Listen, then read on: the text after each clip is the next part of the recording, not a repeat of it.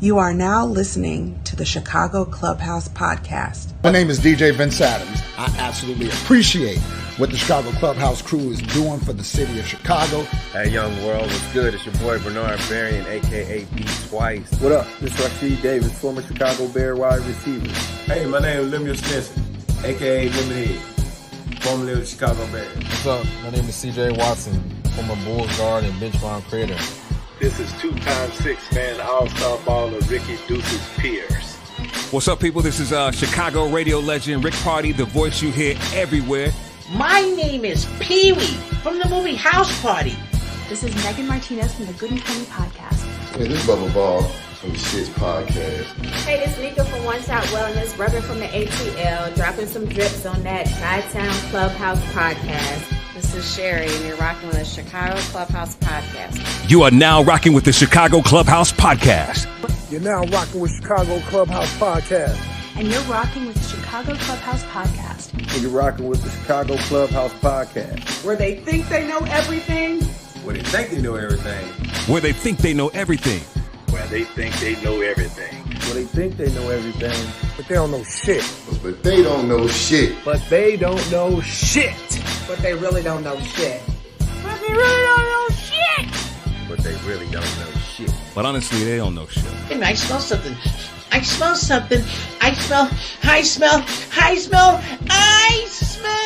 podcast. The Chicago Clubhouse Podcast Show. They really don't know shit. You already know what time it is.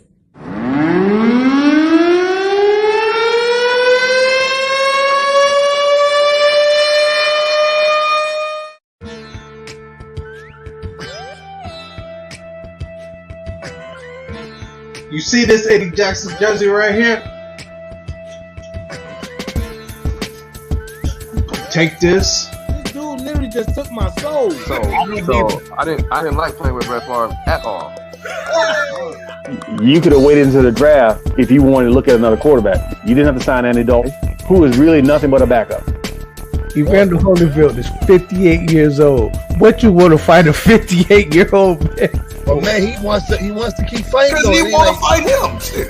Okay, it's an exhibition. But, yeah, it's an exhibition because, this ain't Drago and Apollo Creed, man. Ain't nobody about to... Man, Martin and Tommy Hearns was an exhibition. You saw what happened to Martin. This could hurt.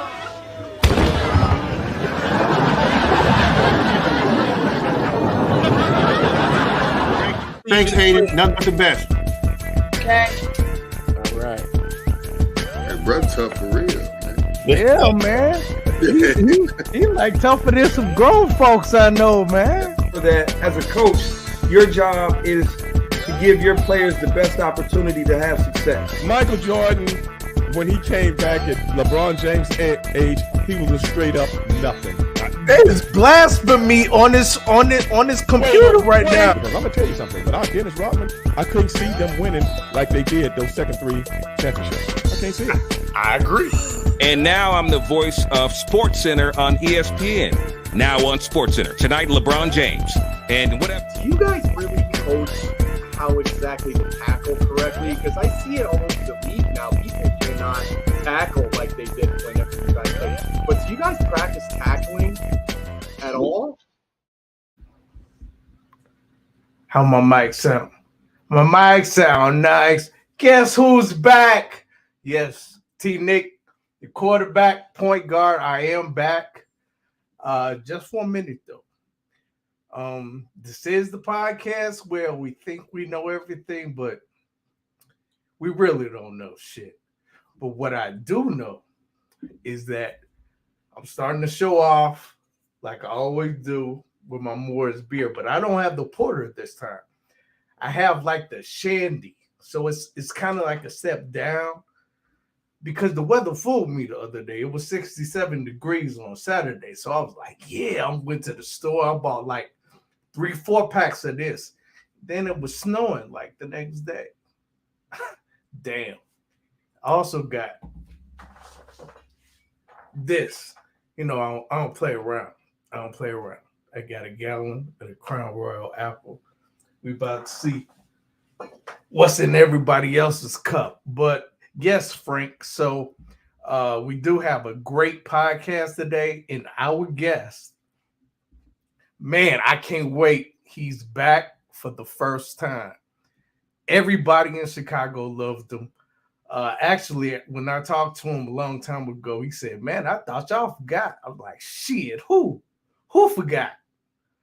Nobody forgot about you, dog. You shit, you are the interception specialist.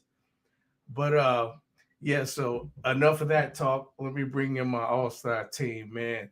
First up, my guy, the stat man who knows every single stat, 80s and 90s basketball and football. My man, JB. What up, fellas? What's going JB, on? what's up, Playboy? Not much, but I need 2 minutes, so I'll be back in 2 and 2. You need 2 minutes? Where you going? Actually, like 30 seconds. Be right back. You got to piss, Brett. He got to piss. No, I gotta get my food. Well, then I'll bring in the other guy. My other guy, well, he's 2/3 of the All-Star team. X Factor. My man AB. Yeah, I'm me and you. Hey, don't feel right. This don't feel right. Happy to have you back. I'm happy to see sloshed Terrence tonight with the bottle, man. I'm ready for this, man. I'm excited to have you back. Welcome back. By the way, thanks, man. I appreciate you. I appreciate you, man. By the way, everybody watching, I probably will be a little bit tipsy or drunk by the end of this podcast. Please excuse me. That's 100% fact. How was your week, man? It was great, and I also have some Crown. Oh, shit. I got that the Crown Peach. I love this stuff, man. This plus a little Bud Light mixed in here with it. Goes down smooth. You man. killed it with that water. That water. But let me introduce the last piece of the All-Star team. Our guy, Foul Mouth C. What up, fellas? What up, Foul Mouth? What's up, C? Hey, man.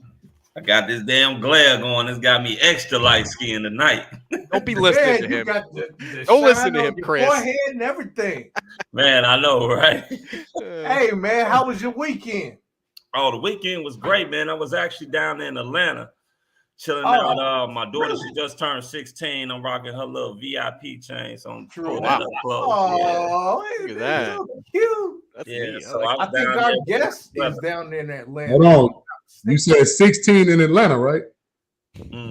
Well, I was down in Atlanta. She actually stays in Alabama. So. Oh, but I was going to say, I hope you got 17 if you know what I'm talking about. Oh, yeah, I definitely. Yeah. I got 2 girls. They both 16. So. How was your weekend, JB? Man, real peaceful, Did a little work on that Saturday morning, It was very, very nice out. And then, the next, later on that night, it was like the Wizard of Oz, hail and it was raining. Right, man. I'll get you, my pretty. I got caught out there because I had actually gone to. Oh, I knew you was doing. I knew you was going. I actually went to the New Edition concert. Oh on man, Saturday. how was that? That looked good. I Ubered there because I knew the parking situation was going to be ridiculous. Yeah. So I actually walked outside and the hail and rain, it was crazy.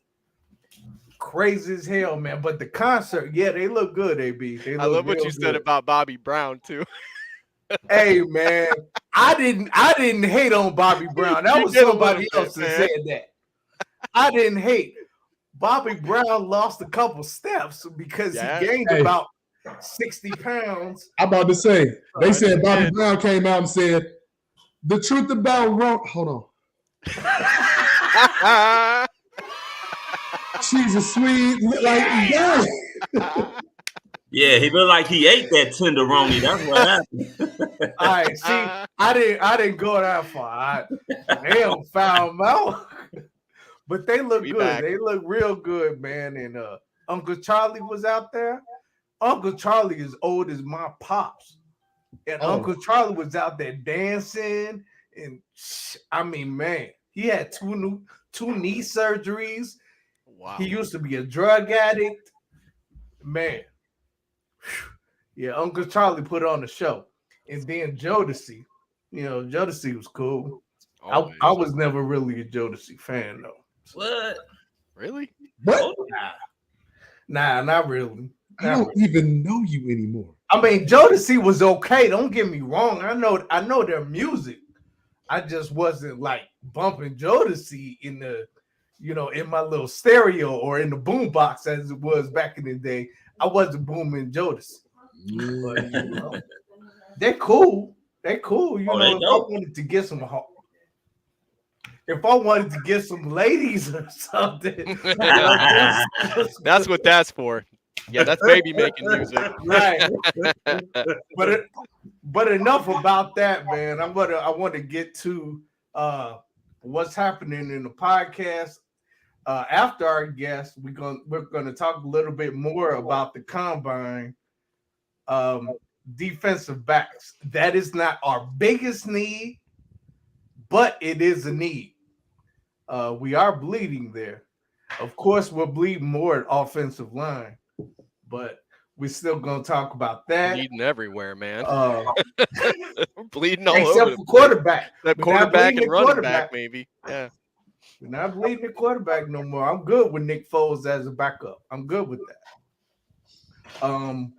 And then AB is gonna come with a fun fact. And of course, I got a post-it note. So it's gonna be a lot of fun. But right now, I want to get to the guest. I'm gonna pass it off to Foulmouth C. Yeah. So tonight, ladies, gentlemen, we have a special guest. We got Super Bowl champion, 2-time All-Pro, interceptions leader, my man, Tim Jennings. Yeah.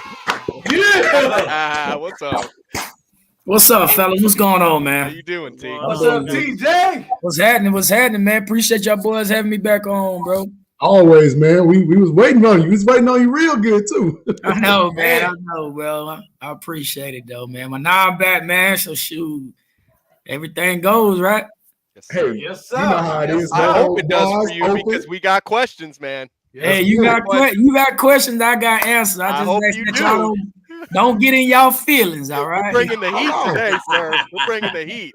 Hey, we can kick it off, Tim. So, tell me what's going on down there with your boys, man. Who you talking about? The Georgia Bulldogs. It seemed like every position got a first or second round grade in there, man. I know you happy. Hey, man, I'm definitely happy, bro. Like, this has been an amazing year for us. We seen it coming last couple of years ago when they had this recruiting class. So I had some inside plug that this might have been the year, this past football season. And I was just waiting for it to happen. And, Kirby Smart and those guys got it going. And it just felt good to get that monkey off our backs, man. Like, God, dog. So, yeah, it's been an amazing year, man. And them boys, you see the talent they have. And, shoot, I think we had the most school with the most guys in the combine. So yeah, that's why I said y'all was killing it at every position. Yeah. So that just says a lot about the recruiting class that we had this year, and then we look forward to doing many, many more, man. But it's hard to kind of keep going back and back and back, but we just got to keep bringing them in. So it's whatever it takes, baby. I feel you. Well, I'm gonna speak on the rest of America right now and tell you. Thank y'all for beating Alabama because they was getting on my damn nerves. Hey, man, you welcome, man. You welcome, bro. Oh, man. So did you watch the combine? Man, to be honest with you, bro, I watch a little bit of them. I just like to watching the defensive backs, and I just watch clips of them because to me, it's you in shorts, man. Everybody look good in shorts and t-shirts, and I just, I like to see how guys move, and I don't tune into a lot of the combine because I'm always been the guy that I could tell what you did on the field. So how you did in college, and when in them trenches, it says a lot about you. But I peep in there every now and then just to see how guys moving, seeing some of the technique stuff, and man, seeing who's up and coming in the football season, man. Because as the years go on of me not being in this game, I kind of just tune in on Sundays and Saturdays. You know what I'm saying? I'm that guy. So when you start making plays on the field, that's when I be like, okay, yeah, I got to watch more of you. You know what I mean? So I just always been that guy. I never been in all the hoop and hollering because I was an underrated guy. So I'm always looking for that diamond in the rough to, make an outbreak and be that sleeper. So I'm not in all the hoopla in these first round draft picks, all these big names, because it's kind of expected from you. You know what I mean? Right. So I'm just the guy that just feel like, okay, who's going to emerge on Sundays? You never know who it is. So I've been, it's going to be exciting to watch. It seems like everybody, I mean, all these cats are good. It's just how good are you on Sundays? So if you were a coach, NFL coach, and they sent you to the combine, and they wanted you to look at defensive backs, what traits would you look for in those players? Would you just want to see their 40 time? You want to see how much they lifting? What would you look for? Well, for me, I think 40 time does speak volumes because I want to see, how fast you can get from point A to point B in that straight line. I like the defensive back drills because it just shows me, your technique, what type of program you came from, how you've been coached, your technique wise, how you move, you change your direction because playing that defensive back position, man, it's all about reactions. You know what I'm saying? It's all about reaction. It's all about movements. And I'm a big technique guy. So if you got good technique, then I always think, you came from a great program that's been well coached. So how does that translate, from college to the NFL is kind of what I look at is in your technique aspect of it. And if the guy's fast, hell, that's always a plus because you can't teach that. You can't coach that. So there are just a few things. But then I'm also going back. And if it's a guy that I like at that combine, I want to go watch his college film and seeing how he produced in college, how he did under pressure, how he did after he get beat, how did he respond to adversities. It's just so on and so on. So if I see you and everybody looks good, but I got to go back and, look at some college film and see what type of plays you made, what type of dog you really are when things get tough out there, because it's going to get tough. You know? So that's what I would look for if I was a coach, man. So, Tim, with the Bears being in the shambled state they are, at DB, do you think that's worth a second-round pick, or do you think they should wait till the later rounds? Because I got a couple names. One of them I know you're super familiar with, but I just wanted to know because now you can't – if you pass up on a guy that's like game-changing for the next 10 years, you'd be doing yourself a disservice. Absolutely. Yeah, absolutely, man. But my thing, that's a tough loaded question right there because you never know, man. It's just somebody with the guys in the front office got to do their job at following certain guys throughout their whole career and know what you kind of getting in that first or second round. They got to come in there and play right away. You know what I mean? And you don't, but you can always find that sleeper in the later round. But if you really high on that guy in the first and second round, you don't want to pass on him because if you love him, you got to take him. I mean, that's what the organization, you've been doing their homework for several months. And like I said, everybody's pretty talented, but it's a fact that if you love a guy and they fit your scheme well, and I mean, why not go ahead and take that chance in the second round and just letting him go ahead and getting his feet wet because maybe in year 2 and year 3 you got something and then you can sign him for the next, he'll be there for the next 10 years. Because with that, it's just all about who their organization who they love upstairs, who they drafted, who they want to invest their time and money into. So if they feel good about it, hey, go ahead and get that second round draft pick. That opportunity to go in there and prove itself for the next 2 or 3 years. I mean, that's just for me. I just think that as a player, you get that confidence from. You need to get that confidence from the coaching staff. You get that confidence from the front office. So now you're able to go out there and prove yourself. And if you don't prove yourself, it's kind of expected that they got to move on. But they got to do their homework up in the front office, man, and make sure that if we love this guy, let's go ahead and take him. And we just got to live with the results. So you mentioned a little bit about you like the underdog guys. You didn't watch the whole combine, but you kind of sprinkled watch it a little bit. You know enough about it to know, So outside of the Ryan Kedrick, we're not going to talk about Georgia guys as much. Who do you mean? What you talking about? We're going to talk about him because obviously that's a guy that I'm really excited about maybe being there in that second round. But who are some other guys that you notice at the combine that you like outside of Georgia players? Because we're going to talk Georgia, trust me. I got you. Well, like I said, I haven't watched much, man. One guy did catch my eye, and that's the little Sauce guy out of Cincinnati. Yes. Yes. Ahmad Sauce Gardner. Yes. He's a beast.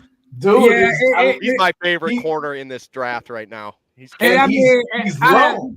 Yeah, he's long. He's long, and I mean, with the 4.4 speed and with the confidence that he had, and just actually watching him move in the defensive back drills, I was very impressed. For him to be that long, for him to play as low as he played, for him to have the movement that he had, and I think the ceiling is going to be high for him. You know what I mean? Because he seems like already he has the sauce, he has the confidence, and he has the swagger to go out there and just get up there and want to pressure you. He want to touch you. I want to watch more of his game film, but just, tuning in for the defensive backs and hearing how the commentators were talking high on him.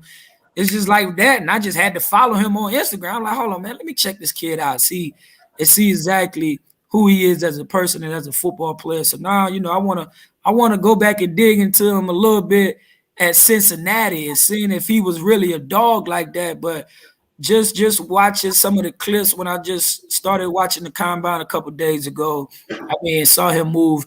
I was very impressed. I mean, a lot of guys I miss, but I do like, me being from Orangeburg, South Carolina. South Carolina State was my first commitment, and then they having the cornerback coming out, and I think his name Durant, a little young kid. But he's a little small corner, but going out there, and I think he dominated. If you watch that Clemson film, I've been watching him for the last 2 years, and I think he a dog. So I think he might go somewhere, maybe in the 3rd or 4th round, maybe somewhere around there. But I'm gonna keep my eye on him because he just played for my hometown school, and I want him to be successful in the NFL. So it's just small guys. I mean, underrated guys. Like I said, I don't watch a lot of them. Who stands out to me the most is kind of where I started to focus my attention on, and really, the Sauce guy, whoever his name is, he kind of stuck out to me the most these last couple of days. So I'm excited to see where he land and see what he do in the NFL. Ahmad Gardner, yeah, he's going to be special. 6'3", almost 6'4". This kid could probably play safety.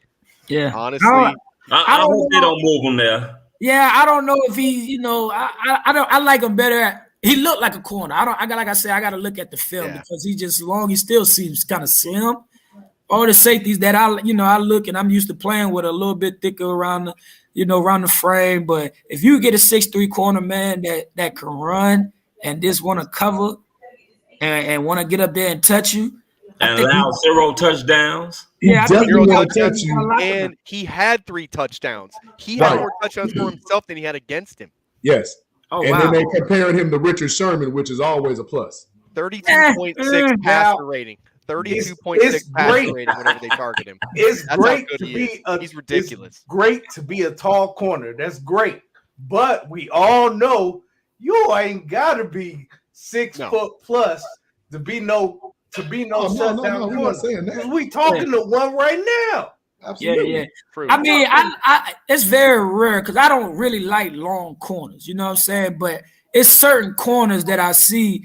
If you're long and you can flip and move, then you got something there. Now Richard Sherman, Richard Sherman, he was a good player, but I just didn't think Richard could move and flip his hips like a corner like you should. You know what I'm saying? That's why he just in Seattle zone type style defense, he was very successful. That fit him a little more. But I'm gonna bring up some names from your time, Tim, like Nnamdi Asomugha or Bobby Taylor. Remember Bobby Taylor? Yeah.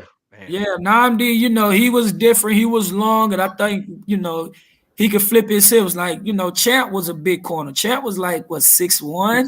6'1", 6'2". But Champ had a little weight on him, though.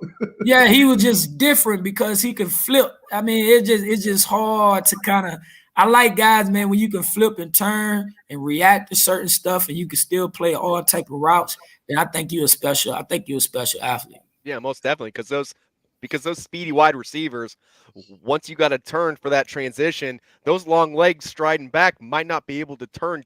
You know, that little click is what could really set the difference between them scoring on you and not scoring on you. Yeah, because it's getting tough now, man. These wide receivers are like shifty. They're giving you all type of moves at the top of the route, going full speed. So you don't want to stay in your back pedal no more. You want to get up there and touch it because you can't.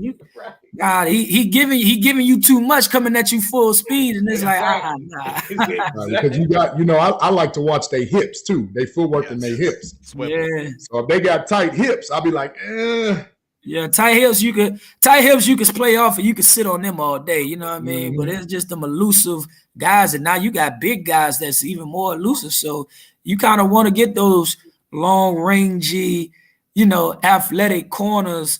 But still, you want to, you know, to be able to match those guys and take away certain movements, you know what I mean? But like I said, I mean, it don't matter. 6'3", that's a plus, but you could be 5'9", 5'8", and if you're a dog, then you're a dog. Yes, sir. Yeah, I don't mind what your height is, as long as you get the job done. I'm trying to tell you, man. Absolutely. And that's a position that if somebody of need, which the Bears do need, safety, cornerback number 2, if a player like that is available, I know everybody says we need a lineman or we need this. But hell, if you got like a Sauce available, the guy you talking about from Clemson available. Ain't no way Sauce is going. Right. He won't even get out of the top 5. Hey, he might be available at 39. No way. I'm just saying. But here's somebody that may be available at 39. Here's somebody that may be available, Tim, right there in your backyard. Lewis Sin. Oh, dude. At safety. I like him. Yeah. Y'all, so y'all think y'all go up to 39 and would you take Sid? If he's available, yeah. I would personally take him because to me, it's between, well, obviously, like if you go look at the draft, like the top 3 safeties for me got to be Kyle Hamilton, Jaquan Brisker, and then Sims. You got Smoke Monday from Auburn. You know, he's a later round, like a 3rd round guy, in my opinion. JT Woods is just a speed guy from Baylor. But like Lewis, he put that wood on you, man. And if you watch that Alabama game, he was thumping, brother. He was thumping. I liked him a lot because he was always around the football. You know what I mean? He was always around the football. And he's a 4.37 guy, so he got speed. 6'2", you know, almost, you know, just a tick under 2 bills. Why? If he falls to the 3rd, absolutely, you got a gym. Yeah, I don't think he is, but I would definitely grab him if he did, though. Okay, that's why I say, like, that's why I asked you that question, because now if somebody of that caliber is available and that's a position of need, do you look on your board and you say, nope, got to stick with this offensive lineman from Northern Iowa that I want, no matter what? When damn, I got a game team changing DB right in front of you, because they don't come up, like you said, those type of guys are not always available. Right. So for me, like I said, man, these guys upstairs, they really got to do their homework at that 39 pick, because you can't miss. You know what I mean? You really can't miss. So you got to do your homework. If you really high on knowing that you need a safety, you need an offensive lineman, but which guy really rates the highest? You know what I mean? Which guy really rates the highest in competition wise? And if you really love them, so if you got that offensive lineman that you really love at 39, or you got that safety you really love at 39, you got to grab them. I think you really got to grab them, and then you just build. You just start filling in your slots as guys start coming off the board, and hoping that you got your staff to put these guys in position to make plays. That's what they get paid to do. So don't just put it all on the players. I think these coaches, they got a job to do as well. And I mean, your guy, I heard my man Rasheed Davis say one time, like, these guys got to put these players in position to make plays. Yeah. And honestly, when I got to Chicago, I gave a lot of my credit to John Holt, because John Holt, which was my defensive back coach at the time, coming from Indianapolis, I thought John Holt did a better job than my coach in Indianapolis getting me prepared for the game of football. Me being a young guy in Indianapolis, I just thought I could do everything off my athletic ability. But it's more to that. And John Holt actually showed me, put me in position, like played me to my strengths. I can't play like Charles Tillman, but I could play like Tim. Like, all right, well, these are your strengths. This is what we want you to do. Let me try to help you make put you in position to make plays, but also let me show you how to watch film. Let me show you how to prepare for this game. And then we're going to try to, get the best out of you. And John Holt taught me that, along with Charles Tillman. But I think John Holt really taught me how to be a professional cornerback in this NFL. I mean, I'm the same. I thought I was the same player at Indianapolis, but it was just something I was missing.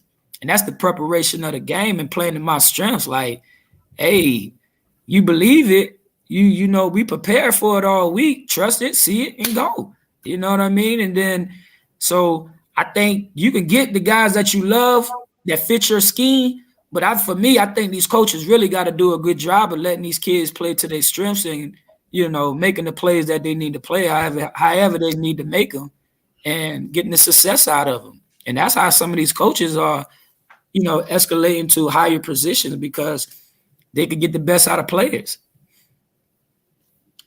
Definitely. That's just my opinion, man. That's just my opinion. That's, what I'm saying? Because that's just been my experience, man. Like, and you coming off of a Super Bowl from the Colts, coming to the Bears, and the layperson would think like, man, they got it all figured out over there. But yet you had better coaching when you came here with us.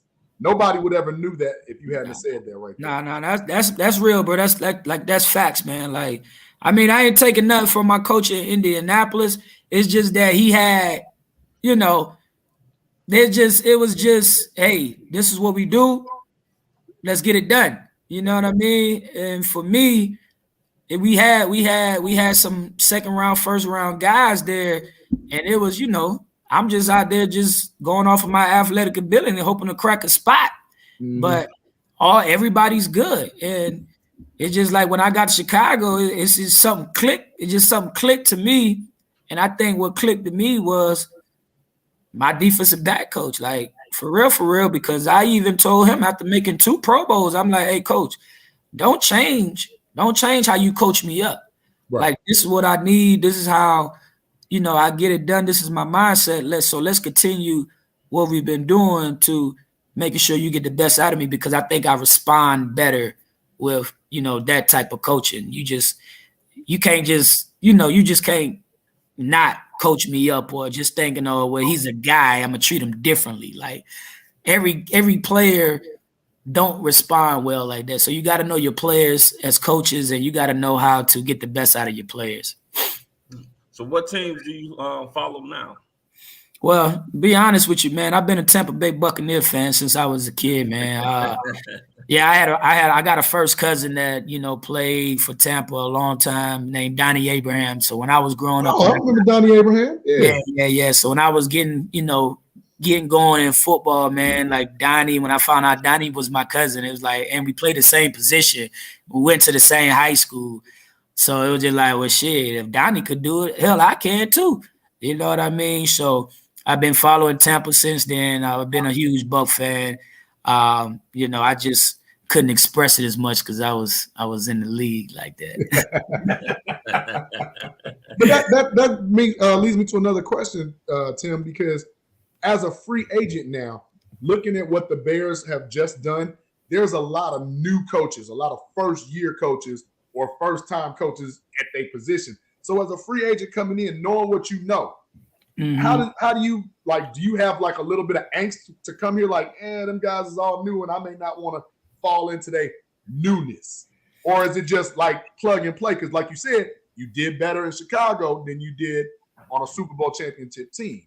Well, yeah, I think as a free agent, and you got first-year coaches, second-year coaches there, you have a chance now to start fresh. You know what I'm saying? You got a chance to start fresh. You got a chance to, you know, talk to the coaches, get in exactly, see where their head at, see where their mind is at, to get a feel of how you want things done. They get to know you as a player already now because they saw you 4 years ago, 5 years ago, whenever, you know, came into the league, but now you're a free agent. So they got a chance to actually study and see what type of player you are.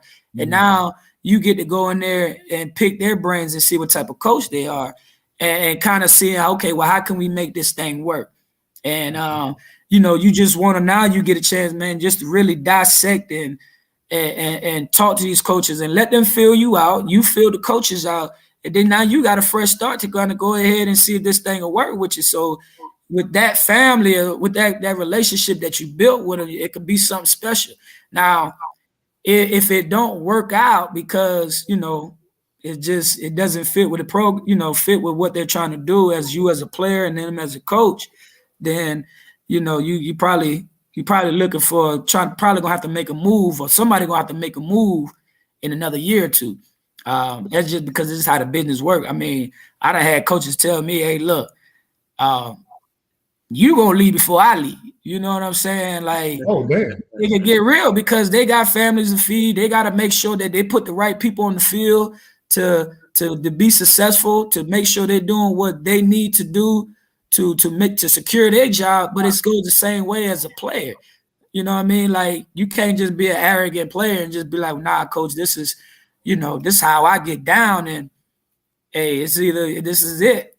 Now, you know, now you might have something to where they're gonna be bumping heads in the meeting room, and when something go bad, all right, well, who the first to go? Well, normally, like you said, they blame the player, but very rarely does the coach get turned over there. And sometimes, not saying that they all, but sometimes a coach may be misread, or a coach may not be as good of a coach. You know? Right. So, like, does that come into effect when you say that? Because, like, I'm sorry, if you coming off a Pro Bowl and I'm a new coach, it really ain't too much I can tell you other than please continue doing what you're doing for us. You see what I'm saying? Right. And I mean, and that works, but you gotta, if I'm coming off a Pro Bowl year and you see what my success is, and you see how I do it to be successful, let's incorporate that into my game. You know what I'm saying? So you as a coach, if you see anything, you really just got to help me get ready for this game. Hey, let's break down. Let's get these tendencies right. Like, let's break this film down and figure out how I can get in position to make plays, because you know I'm an athlete. You know I can make these plays, but as a coach, let's break this thing down to you as a coach. You got more tendencies than I do because you watching hella more film. You breaking down everything else. So if you see something, you got to know how to be able to translate it to me to where now you helping me, you know, get in position to make even more plays. You know what I'm saying? You already got the athlete. You know what I can do. You know my strengths. You know my weaknesses. Hey, all right, well, you know, this receiver like to do this, you know, so you might want to put yourself in position to take away this. And that's just some of the things that coaches have to be able to translate that to corners or, you know, Pro Bowl corners or big-time free agencies to be able to still continue that success. And as long as that player could make success, that coach is still going to be successful and stay there as long as he can.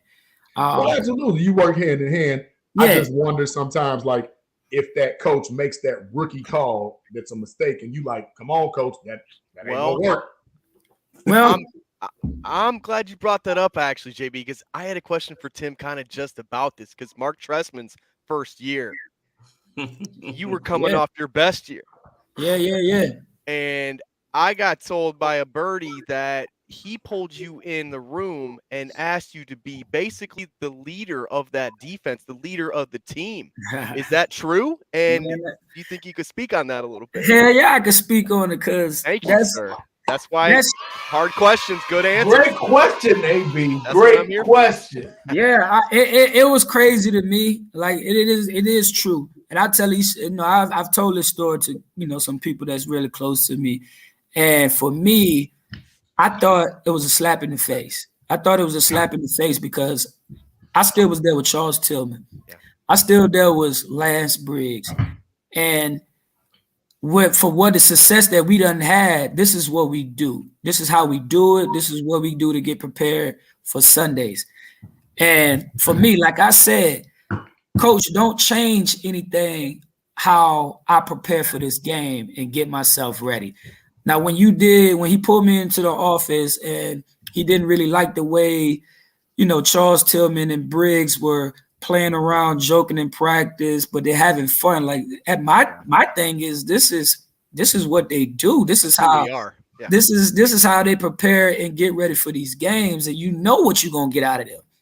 And just because now y'all invested in me and I'm coming off a Pro Bowl year, that don't change for me. That don't change my role. Like that's just telling me I gotta keep level in my play. So you can't tell me to be the leader over Charles Tillman. You can't tell me to be the leader over Lance Briggs now because those are my leaders. Like, those are the guys that I still learn from out here on this field. So when he did that, it kind of left me in a, it kind of left a bitter taste in my mouth because I see how the program was now changing and how things were now converting away from what got the most success in Chicago and now converting to, more of the Brandon Marshalls and, Cutler. And now you're trying to put me in the position to be that leader on the defense. Like, look, first of all, y'all don't pay me enough money.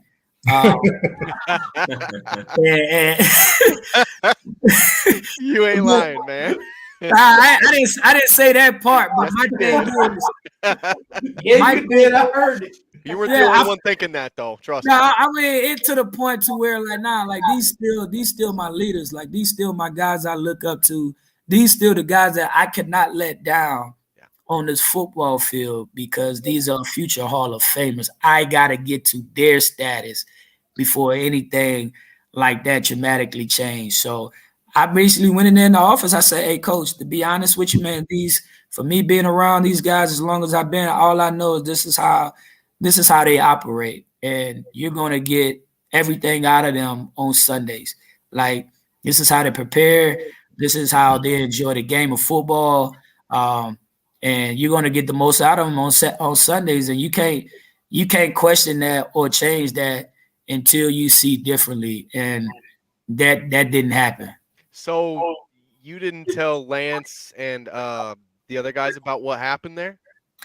I'm not sure. I don't think I told Peanut and Lance that they wanted me to, kind of take over in the leadership role. I think I was just speaking outside of, maybe some other teammates or whatnot like that because they still was on the team and I didn't want them to feel that they were making this, kind of change right here doing training camp. Like, I think. But what was weird because they pulled me out of the team meeting room, like, "Hey, Coach Trestman wants to see you." I'm like, wow, oh shit.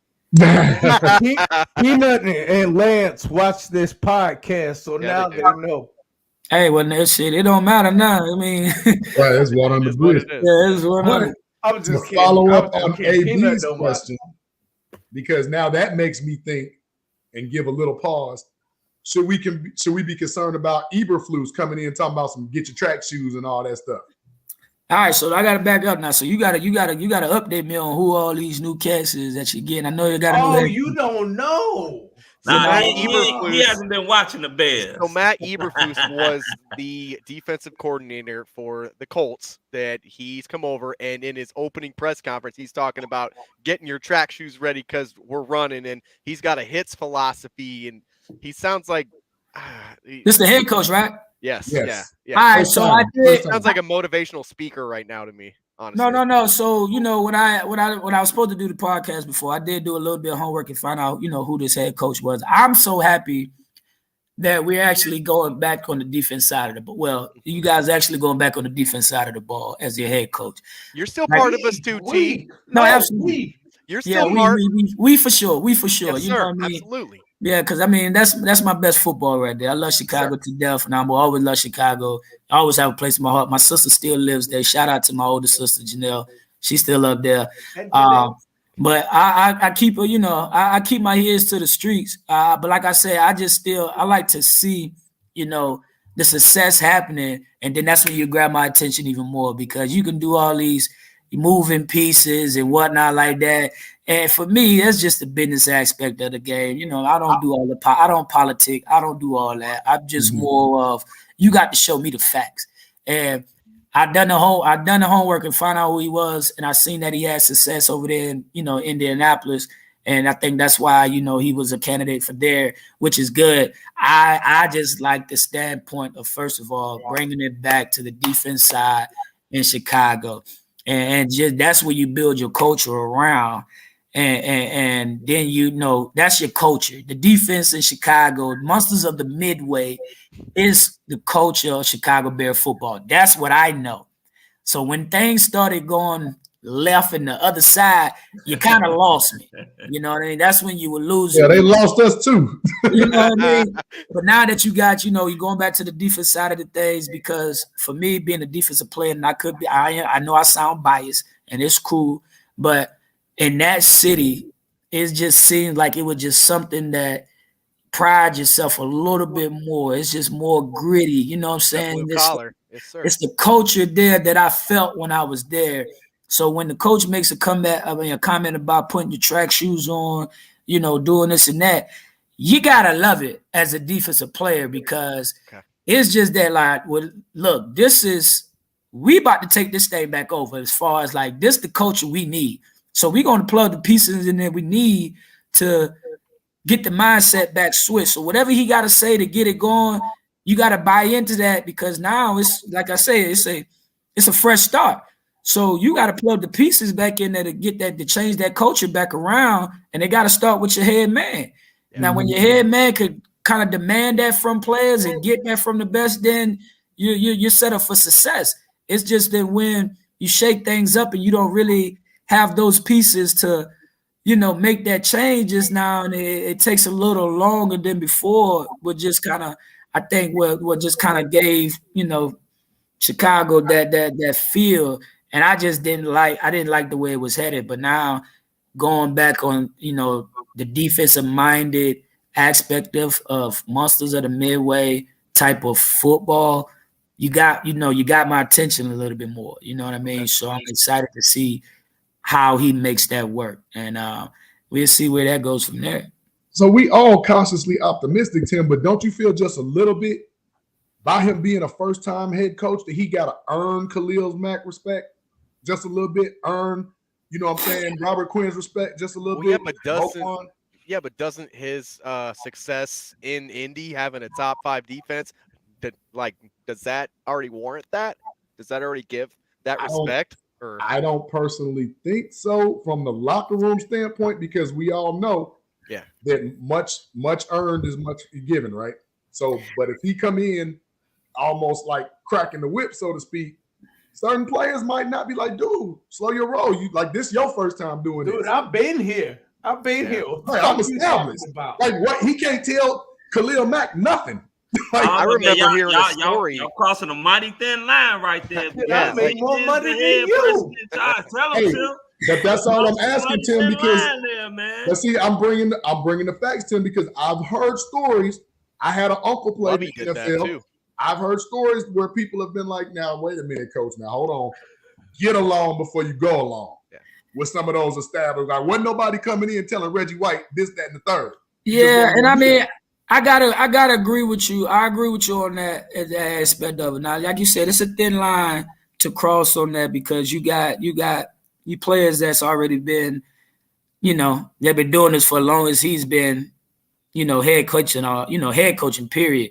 So, but you gotta find as a head coach, you gotta find exactly what type of players you're dealing with. Like I said, that's when you got to know your players. You got to know how to get the best out of your players, get your players to buy into what you're trying to do to this thing. So that's when you sit down with these Khalil Macks and, these big time players and just, find out where they're at as a player. And well, first of all, as a head coach. Damn, Frank. Yeah, no, first of all, as a head coach, you gotta establish the grounds. Like, all right, this is what we're doing. This is how, we want to try to operate. How can we incorporate that with, help Khalil buy into this? Because a lot of players gonna still follow Khalil. So Khalil, I need you to buy in. Yeah. I need, this is what we got to do. How do we make this work? You got to have those conversations. And Khalil has to be a professional still and understand that things do change. Like, he's now your boss, you know what I mean? To a standpoint that you still got to answer to this. He's still the head coach. Now, you got to buy into it for the however long Khalil is going to be there. See if it's something works, but now it's going to come to it to where Khalil has a lot of say in what goes on and how this thing could still make forward. But the front office brought this guy in for a long term. Like, look, we need you to change this thing around.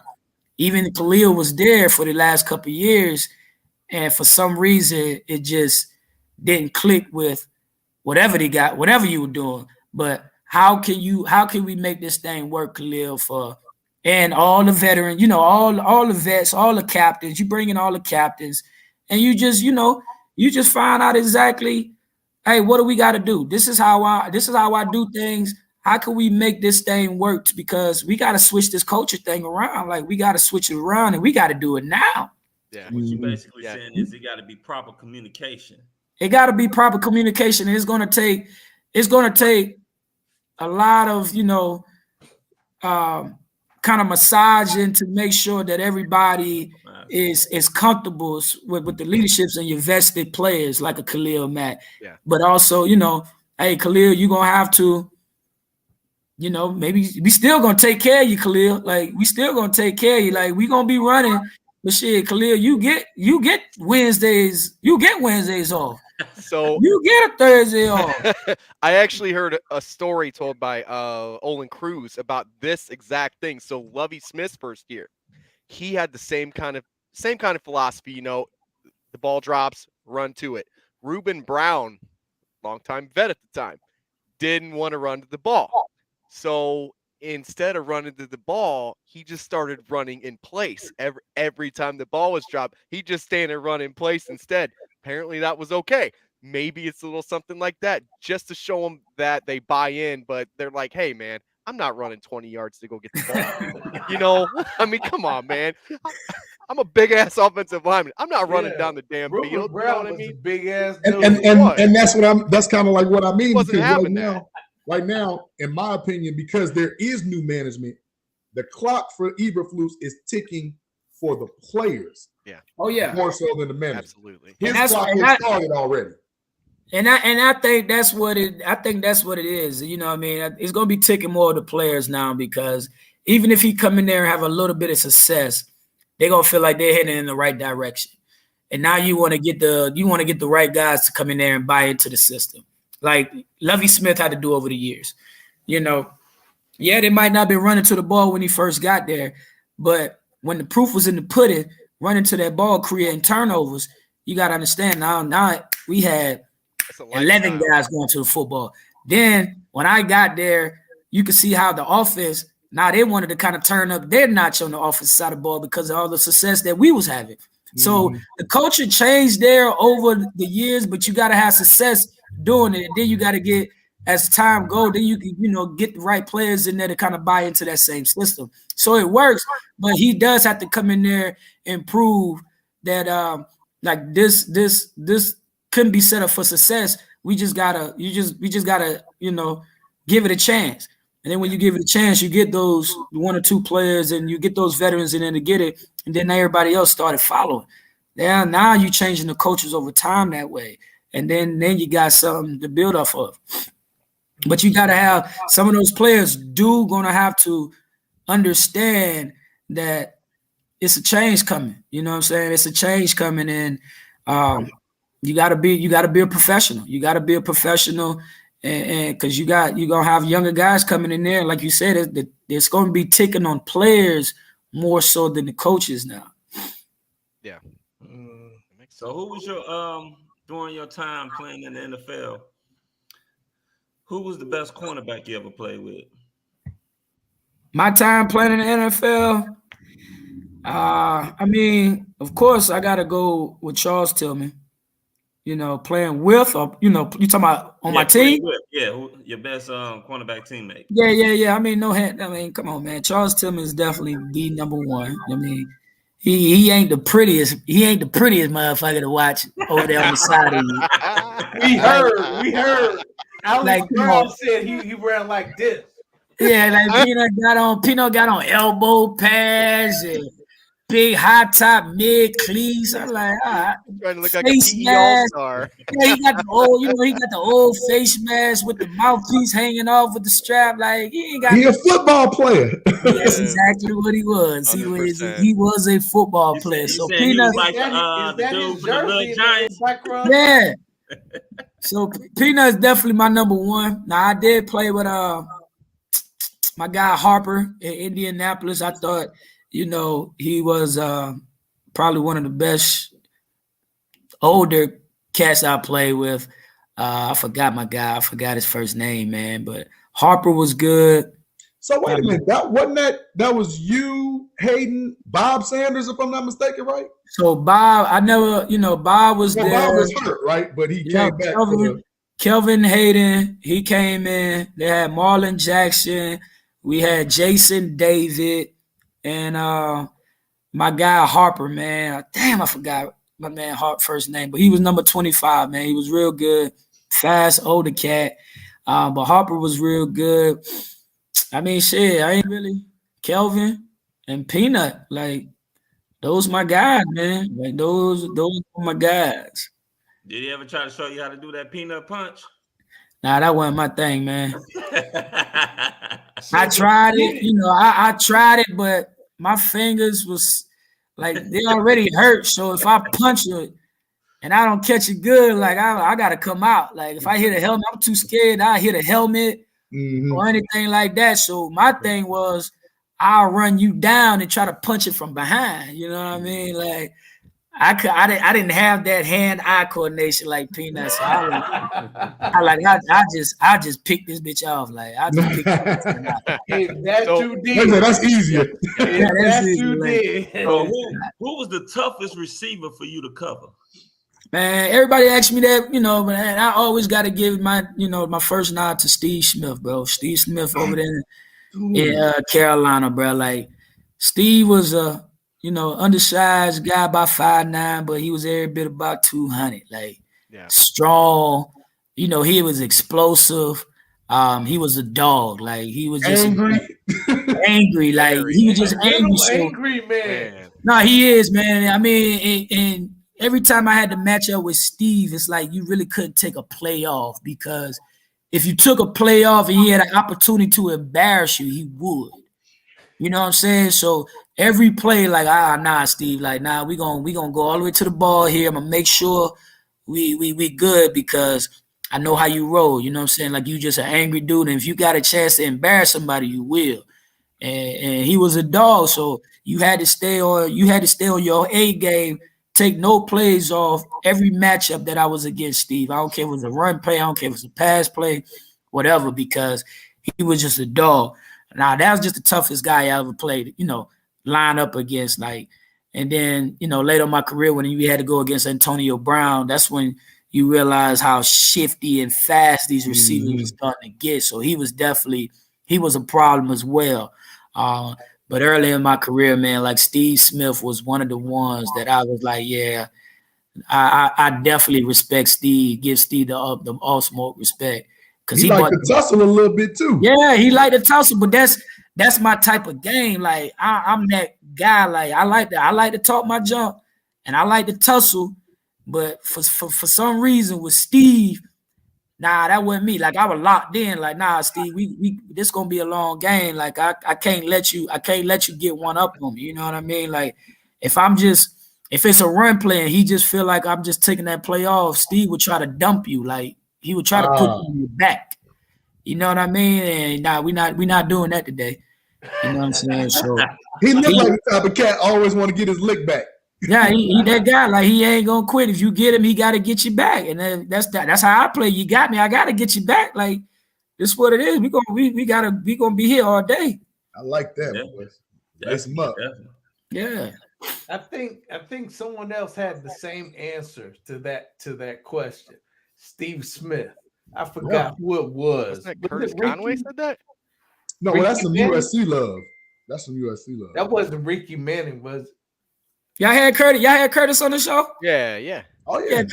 Curtis just moved out here by me, man. You know he moved down to He Georgia. told us he was down there too. Yep, he sure did. He told us that. Yep. Living the dream out there, taking his kids to school. That's what he Yeah, said. he doing that, man. Keeping it easy. Yes. I bumped into Curtis, so now we members at the country club, and I just bumped into him. I didn't know who he was. He was an older dude, and we was on the range, and we just started talking. I'm like, man, this is a small world. Right. You know what I mean? So yeah, that's how I met Curtis, man. So trying to link up with him on the golf links, man, but Curtis be running. He running from me. So both of y'all in Marietta? Yeah, Alpharetta. Alpharetta. Okay, Yeah. Alpharetta. Okay. I have no idea where that's at. Nah, it's up north, man. Don't worry about it, man. Yeah. That's the suburb of Atlanta. Hey, Chris, you gotta have a pass to get in there, man. That's what it is. Yeah. Nah, yeah, we a little hype. We up north of Atlanta, so you come all the way out here, then you probably you ain't going right back. You know what I mean? Man, when I was in school at Morehouse, I had some chicks in Alpharetta. And you're right. Yeah. That's a hike. So when I went out there, wasn't no coming back to school. No yeah, it's cool though, man. I like it out this way, man. But yeah, Curtis Conway. I know Curtis. Yeah, great guy. Hey, so we gotta before we let you go, we got our art director. He put together a poster for you that I'm gonna email to you. Our buddy right here. JG. Yeah. JG. Okay, appreciate it. Shout out to him. Shout out. He killed it. That's the art director, man. But yeah, so he put together a poster for you. Go ahead and throw it up, baby. Nice. So one side has the Bears and other side has Georgia Bulldogs. Had them dogs. Yes, sir. I love it, dog. Yeah, you can't go wrong, man. That's home for me. So you don't hit both spots for me, dog. I appreciate that. Yeah. So we are going to email that to you. You can make it a poster. You can do anything you want with it. But we just appreciate you actually making a little time for the little people to come on the podcast, man, because we all love you, dog. We all love you, man. I told you, man, this is what I do now. Y'all can holler at me, man. I'm gonna keep it 100 with y'all because I could care. I still rock with, Chicago. That's my first love. You know what I'm saying? I love Chicago. I love the city. I love the fans. But I'm always keep it a buck now because I ain't with that politics stuff no more. You hear me? Thank you, brother. I appreciate it. I ain't with none of that, man. I know you're enjoying that good weather out there. Yeah, man. I'm loving it, man. I'm just, still trying, staying busy. I got to be outside. My sister always like, man, when you coming back and visit Chicago? I say, shit, when it warm up. July, August. It is nothing. See you in July. Yeah, we'll see you in June, and that's July. fine. Yeah, because that's fine. Because I'm like, baby, look, I don't do all that. Every time football season was over, I was out of there. I ain't stick around for nothing. You hear me? Don't blame you. I ain't gonna lie. I love Chicago. I love the food. I love the city. I love the people. But baby, I got to go. Yeah, I got to go. You said you love the food. Speaking of food, go ahead, AB. You can ask him. You know what, Terrence? You ain't been here in a few weeks. Go ahead, my friend. Well, I'm gonna ask the chicken question. Okay. You ask the pizza question. I got you. Okay. So last time you were on the podcast, TJ, I didn't ask you this, but I'm gonna ask you this today. You spend a lot of time in Chicago. I know you eat fried chicken. Harold's chicken or Uncle Remus chicken? Which one are you choosing? Now you asked me that last time, I told you.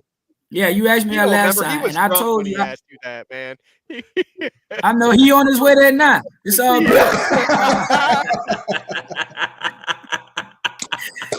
Hey, but check it out. I told you, I'm a Harold's guy because that's all I was introduced to. I didn't get introduced to the other place. Oh, you didn't get Uncle Remus. Okay. Yeah, I didn't get that. They just if I remember correctly, you said y'all used to go to the one behind the Hilton at Wabash. Yeah, that's one we went to all the time. Oh yeah. I remember now. I remember. Yeah, okay, I did ask. Yeah, that one right over there in the cut. Yeah, we was right there. So I'm right there by the hotel. So I'm going there. I'm going there the night before games. I'm going there every time I'm in the city. That's the one I checked out. So I was a Harold's guy. Have you been to the ones in Atlanta? Man, I have been to the ones in Atlanta, and I tell you right now, I was very disappointed because it was nothing like the Harold's in Chicago. I'm gonna go. It's not the same. No. Wow. No. Yeah. Oh, wait a minute now. Wait. It's the same people though, right? No. I mean, you can have the same people, but do you got the same cook? Do you got the same restaurant? The same whatever they cook. I don't know, but it just different. It wasn't making it with the Chicago love. It wasn't the house that I had in Chicago. Okay. So they watered down that sauce, huh? You say what? I said they watered down that sauce. Yeah, they did something to it, and I told you, I swear, I gave it 2 tries, and then I ain't been back since. So it was just like, you know what, this ain't the house I remember. I'm good off, I'm good off of that. I just get Harold's. And when I go back to Chicago, that's the only time I'm gonna eat it. Right. But I do miss Portillo's too, though, man. I love Portillo's. Late night Portillo's. Yeah, y'all keep that. And the pieces. line to get in there to get it. Yeah, I fuck. So I was gonna ask Portillo's. I don't care, man. I don't know what. I was gonna ask you. Next question was I was gonna ask you what your favorite pizza place was. Now I forgot the name of it. Like, you gotta understand, I ain't been back to Chicago in a couple years now. But it was it's the one down there in, like, the Viagra Circle. What they call the Viagra. I mean, what you call down there? Triangle. What's that pizza spot over there? In the Triangle next to what is it? Tavern on Rush. So right across the street from it. Carmine's. Nah. I mean, Da Vinci. No, it ain't Da Vinci. My sister would know, but I think it's next to, like, Giordano's. That's it. Giordano's. You answered correctly. That's what I was hoping you'd say. Hey, look, man, you got to understand, man. When I was there, I mean, everything, it was just to where what was convenient for me. I ain't go to a lot of places like without my real people that I rock with in Chicago. Like, so they just kept me make sure I was safe in these little areas, these little pockets. So those are the places that I knew about. Giordano's.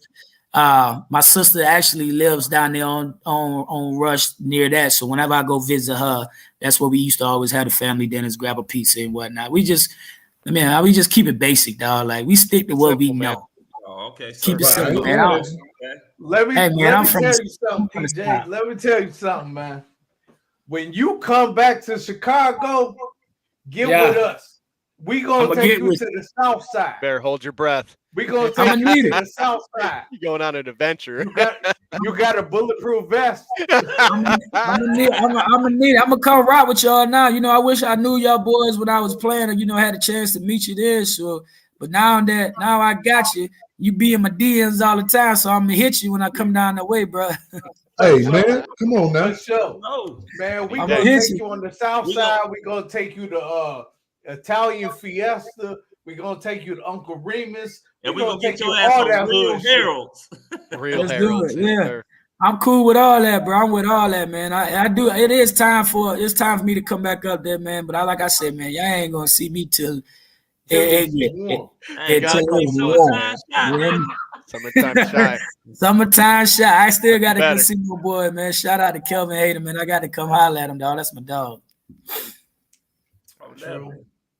Well, man, look, this has been a phenomenal podcast, Great. man. TJ, you always keep it 1,000 with us, and we so appreciate it, man. Hey, So man. appreciate it. Hold on, before Anytime. you go though, what you sipping on? Man, I'm on that little Johnny Walker tonight, bro. I got a Okay. little whiskey going on, man. This Okay. my little nightcap before I head up there with the wifey. And The black or the green? yeah, The black or the green? Green. I got the blue label today. I'm on that blue one. Okay. Hey, don't judge me, man. I only No. bring out the best, man, for you Big guys. time. You hear me? Hey, you ain't Good. playing. That's You good not shit, though. playing. That is good Yes, shit. I love yes. that shit. I see we only got bring out the best, bro. Crown Royal. Got the I see it. Yeah, I bought out the little blue packs tonight for y'all, boys, Ooh. man. I Wow. love that, man. Foul mouth with his Tropicana. Come on, man. Put your little Get outta Kool-Aid here. down, man. They Well, get mad at me. TJ, I'm a non-drinker. You a non-drinker? No Yeah, more I'm your not time, drinking. man. Ain't nothing wrong with that, man. I'm on. Hey, baby, you enjoyed it, man. I can't do it yet, baby. I'm still in love. I'm still enjoying life right now and taking it easy, baby. I hear you. All I gotta say is remembering Harlem Nights when they said, "Man, stop shooting that little shit." That's good. Yeah, man. All right, TJ. We don't want to take up too much of your time, man. But we appreciate having you on the podcast, and you always keeping it 1,000 with us. So, man, when you come to Chicago, like you said, I'll be in your inbox anyway. Yeah, I'm gonna hit you for sure, dog. I'm gonna Yeah, hit you. I'm man. gonna let you know, man, so we can go ahead and make this thing reality real quick. And you know, just chop it up, man. So y'all can take me to all the spots on the south side that I was Yeah. not. You I about was to get not going through when I was baptized.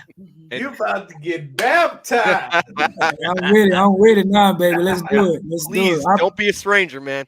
Please. I got you, man. Hey, I appreciate y'all having me on, man. And I'm gonna stay tuned. And hey, man, good luck to Run everything that homework you on guys the Bears, doing. man. Huh? I said, run up on that homework on the Bears. Hey, I'm gonna do it, man. Look, man, I'm gonna have all the answers to the questions, but y'all got to show me something first, man. Before I even come to class, you hear me?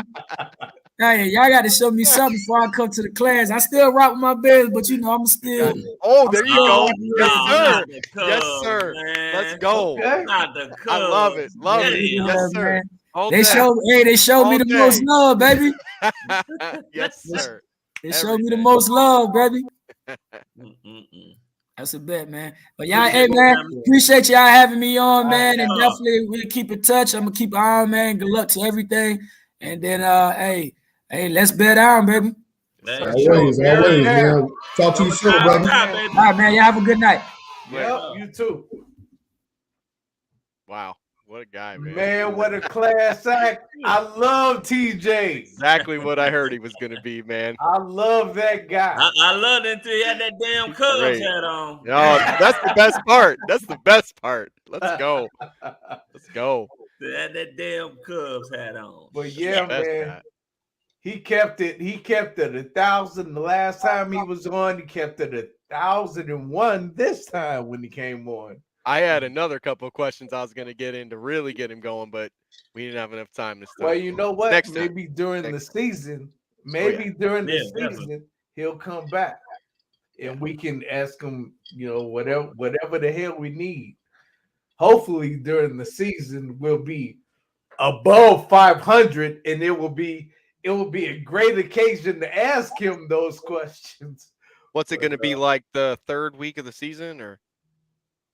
Or he might come back and be like, I told you so. That might be it. Hey, you know John ain't got no damn faith. We might need a little bit of time to kind of get above 500. We need some TLC, man, and Those it ain't first gonna happen few in games, 1 year. the first few games is gonna be some lumps. The first few games is gonna be some lumps. So I don't know. I mean, transition, everything is gonna be kind of new. Yeah, it's a big transition. So it's exactly just like TJ said. Like they got to wean off the players that are going to buy in. The guys that aren't, they got to move on. That's not going to happen in 1 year. No, it's not. It's not. No way. No, it never does. Never happens. So it's definitely going to be some bumps and bruises, man. We can't expect, Rome in one season. So before we get into some live wire news, I just got a question for y'all. What is an acceptable loss record for y'all then? Because I'm not saying that I'm wishing this, but if he only gets 5 or 6 wins, are you guys going to be like, rah for the future? Or are you going to be like, oh, here we go again? I don't know. It depends on what the team looks like. I mean, because right now, as of right now, we all got what we want to happen and who we want to keep. But at the end of the day, we won't know until, in a couple months when they decide either they're going to reload or they're going to rebuild. Right, but even with getting certain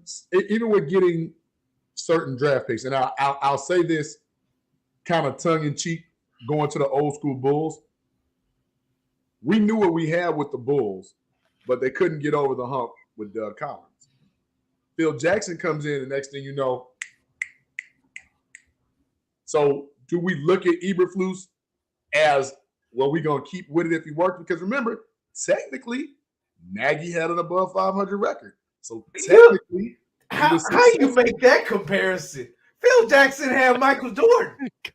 You're not getting Khalil Mack. No, I'm not getting whatever you're saying because you can't. You're comparing like apples to oranges. It's still fruit. It's still fruit, but I mean, come on, man. If you got Michael Jordan, then yeah, your team is gonna fall into place. Like I said, it's kind of difficult to even answer that question because if you look at it, if they decide to sit up there and blow the shit up like AB wants them to blow it up. If they decide to blow it up, then shit, if he ends up losing 12, 13 games, shit, I wouldn't be surprised. Okay, but remember, we kind of coming to that place right now where he's going to have to make his first real move. That time is coming up like literally this week. Well, he already done did it. I don't know if you guys knew about what happened, but they put a tenure on Sam Mustipher today. What? And I think Jesper Horsted and Latavius Simmons, I think, was the other one. Where's No joke. Yeah, it's I can't remember the verbiage. It's mushy. It's hang on a minute. Let me look at what he's mushy. So I know exactly what it Remember, Steve Edwards called him mushy. He's mushy. Why the hell? See, Chris, this is exactly what I was talking about, what my fear was. Yeah, this right here. They put a tender on them so they can't sign with anyone else because there's a stipulation for like certain players that have played for like 2 years that aren't drafted that you can put like a certain tenure on that they can't go sign with anyone else. So right now their tenure get compensation for it's what do you think? Who the hell's what do they see in Sam Mustipher? I would throw him out the door and pack his bags for him. What? I said I would throw Sam Mustipher out the door and pack his bags for him. Yeah, man, he does not need to be on the team. I never said that the Bears should can they see in him? They said a guy that can play 17 games. That's all he could. Yeah, just like a Charles Leno. To get rid of him. I mean, I wouldn't sit up there and say for the Bears to get rid of him. I don't think that he should start. Wait, what you mean get rid of him? He was a free agent. He was a free agent. So he was. You didn't have to get rid of him. He was gone. Okay, so even if you come in right and you get a new center, he goes down, who you got to back him up? Man, we can find somebody to Another back backup center. Somebody else. Chris, let me find explain. somebody. Chris, let me I explain how much this rather, works. but I much Olin rather Cruz calls him I much tough rather have the because devil he that I trained do Yeah, know he's instead not of the tough devil as that I don't hell, know. man. Chris, He's not let me tough explain as this hell, to you. Frank. Once you tendered him the offer, you're not tendering somebody you don't plan on starting. I don't know. I don't know. Why would you? No, don't because you can get him at a league minimum, JB. So I you know, can but- tenure him and get him at a minimum. It's not like they But signed doesn't him that to tell a you- That's what he's 5-year looking deal for right worth. now. So what I'm saying Who he is, He's signed fighting him? for his life right now. He's fighting doesn't for his that NFL tell life. you? Doesn't Period. that tell you that they might be looking to spend money other than center? That's what that tells me. I mean, they could be looking. It tells but, me that it's depth. It's yeah, depth it's at depth. the You at can't the get rid of position. But everybody on man, the come line. on. You can't not Sam Mustipher. Like you got to find someone better than that. Like that I mean, kid you is can't, not. you can't get rid of. I mean, the thing is this: you know the guy, and I don't even like Sam Mustard, but I must Nobody on know this that I do panel know Except likes Olin Sam Cruz. Mustard. that I don't know, Olin Cruz is the only one who likes him. and that is true. That is true. But it's not like he's sitting up here saying that the man is going to be the star and center. All you're doing is tendering him. That's it. You need depth. You're going to need it. He's tendering him. Yeah. He's tendering him up. He's hitting him up. No, it didn't. That sounded bad. See, I was like, see, you didn't just say tender, did you? Tender him. No, you're right though. See, like it could be a move for depth. Let's hope, and it doesn't necessarily mean that they have to have him on the 53-man roster. They could bring him into camp, let him compete, maybe see a growth in him because he is working with Olin, and maybe that gets him a backup center spot. But man, I mean, I'm glad they're keeping Jasper. Everybody is, and Simmons, he's just a guy to me anyway. These ain't guys that you like that's guaranteed a roster spot. No, like these are guys from the free agent class that they had a stipulation that they can actually tenure them, and they just want to get an eye on them. But man, you watch enough film on Sam Mustipher, you should know by now he is not the guy you want at center, man, or even backup. Like I don't want him bringing me a pizza. Like I don't want let that him man. bring me a pizza. I wouldn't, because he'd probably drop it halfway and mush in the ground, right, T? He get all mushy. You know what? That was the move they didn't even need to leak to the media. Mushy. They could have kept that to themselves. They really could have kept Ryan Poles. You could have kept that shit to yourself. He could have. Well, I mean, like I said, I'm not even. That's the least of my concerns right now. What I want to see is what he's going to do in free agency and what he's going to do during that draft. Yeah, that's all I care about right now. Yeah, I don't care about who he tenders. Tender love. No, not tender. Tender love. Not tender. Tenured. Tenure. Is it time for posted notes, T? Is it time for posted notes? Yeah, let's go ahead. I think it's time for posted notes.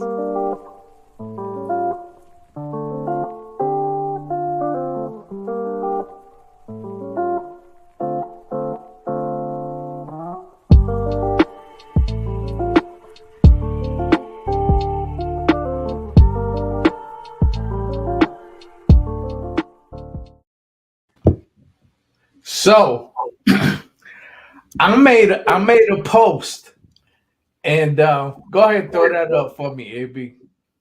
I said, so after watching the combine and seeing some of the DBs who may be available at pick 39, which is their first pick, can we let this dude go and take our chances on the rook?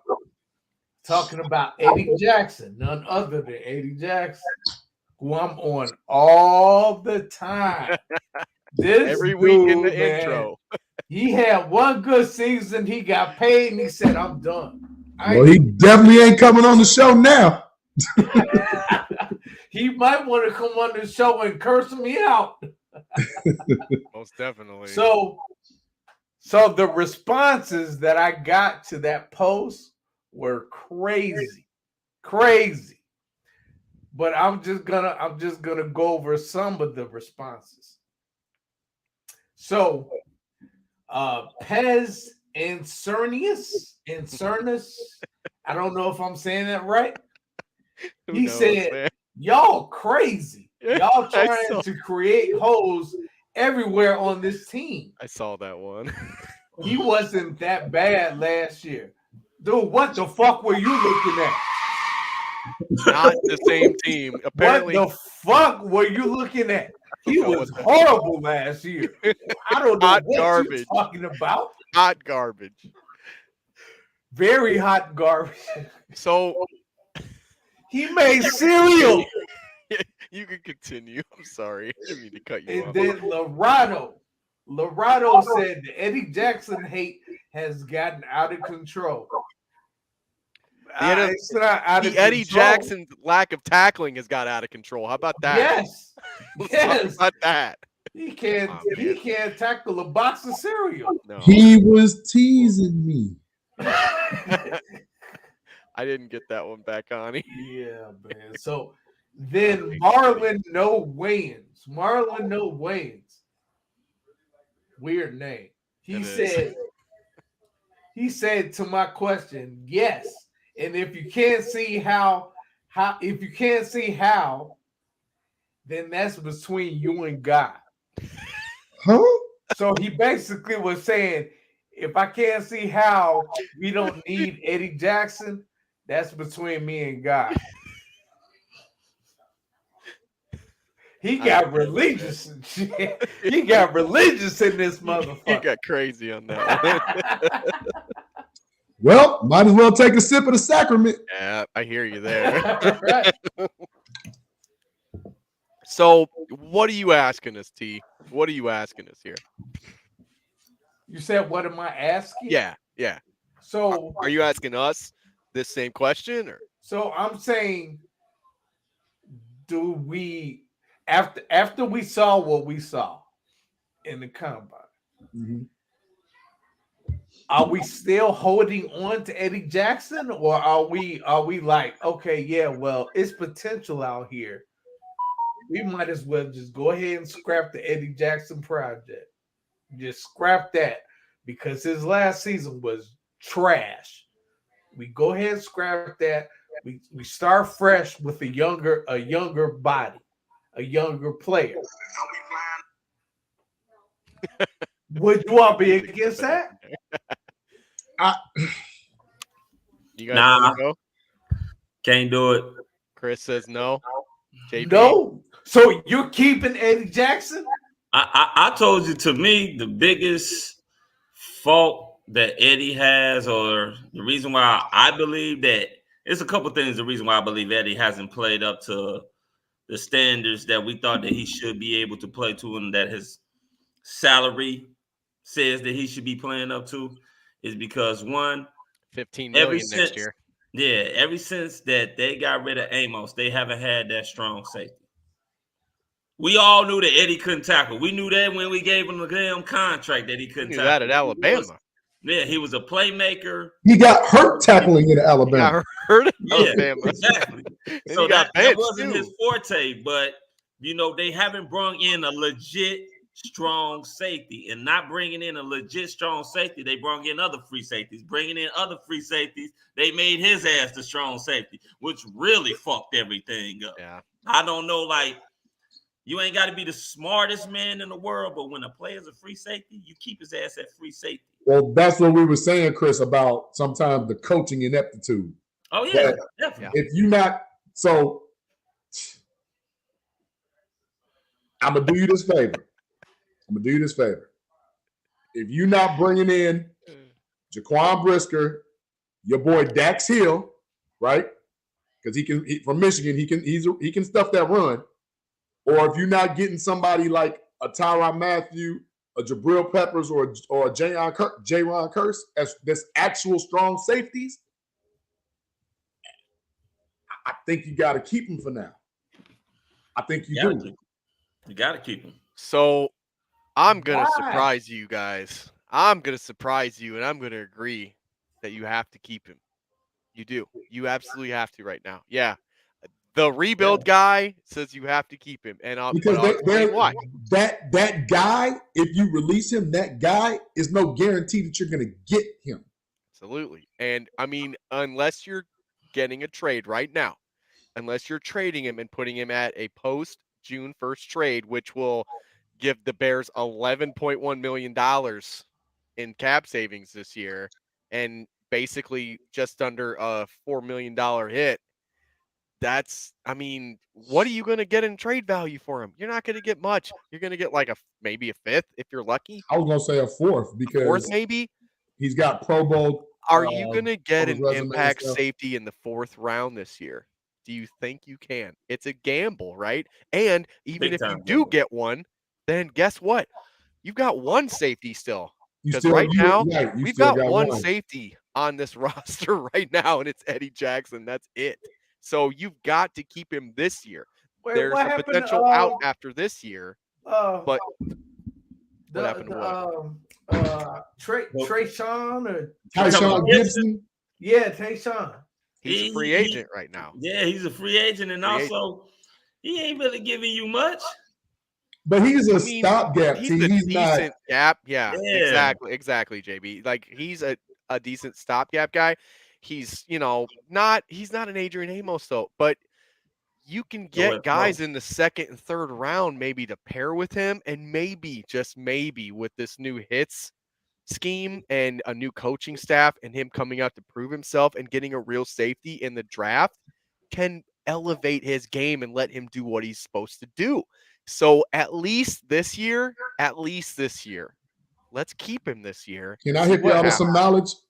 Yeah, absolutely. If you go and look at the last 4 years of what Eberflus' philosophy was as the Colts DC, Yeah. it was more predicated to taking away the ball and limiting big plays. It wasn't really around tackling. So he technically could run a 2 free safety system because a lot of his line play and his linebackers were who was making the majority of the tackles. That's what's going to be the big bell cow of this defense. It's that Will and that Mike linebacker in this system that are going to be tackle machines. Now, after this year, next year, if he's looking like that, you're cutting him because that's just under $8 million on. Does he have an escalator clause in this one? So he's got a potential out after this season. Okay. And if they cut him post June 1st, that's $8 million over. Well, it's like just under $8 million over the next 2 seasons that they have as a hit.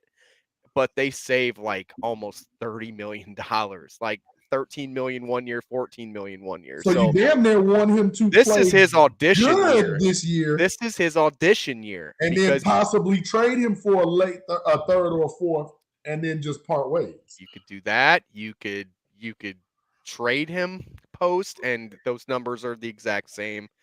You can do that. So this is an audition year for him because we're not winning the Super Bowl this year. They are looking at guys that they want to buy into their system, just like Tim Jennings said. So does Eddie Jackson buy in at 29 years old? I think he buys in, right? Because he knows what's on the horizon. He's got to. But the problem is, fellas, and Tim said he loves the fact that we went to that defensive mentality, that defensive-minded coach philosophy, right? Yeah. But the Bears were predicated on Saxon taking the balls away when they were the monsters of the Midway, whether we talking about the 80s, whether we talking about the 90s, whether we talking about lacking them in the 2000s. I don't really see that on this team right now. So we can get the sacks, right? From Mac. We can get the sacks from Quinn. We got the tackling and the hard-nosed linebacker. But even with Jalen Johnson, I don't see the takeaways in abundance like that. I just don't. Not yet. But Not in the cover interceptions, two. though. It's gonna be calls and fumbles as well. So No, yeah, like Screw Chris, but at the same time, you got to kind of hit hard to cause fumbles, I mean, it's not, and that's why they need that safety. Hit hard. You got to be able to strip. It's just about being able to time. You know what Tim said? Everybody can't punch that ball out. But there are guys even in this draft at corner that have that ability, and that's something we can talk a little bit more about the combine guys coming up because, man, there's some guys in this combine draft at corner that could play safety and do the same damn thing. They can punch ball, they can hit. There are versatile guys in this draft that you can get in the second, maybe a couple that sneak in the third, possibly. But I absolutely have a couple, but that's why I was bringing that up because now, see, I'm going to sound like a hater, but I'll take my lumps. If Matt Eberflus and Poles are not on the same page with that 39th pick, that's going to be very telling because now when you have a certain type of player available, do I want that person just because I'm hard-nosed and that's what I want? Or, like, seriously, like, I'm not saying he will be, but if a player like a Jaquan Brisker or a player like a Kyle Hamilton is available, there's no way, though. There's no way they're going to be there. I said a player like them. Like that, yeah. I mean, there's other guys in this draft that I got a lot of them. Zion McCollum is one. That's a good one. Derek Stingley Jr., who they comparing to Stephon Gilmore. Like, if he's available, he's gonna be gone. He's not going to be there, though. Yeah, he might be the first. Hold on.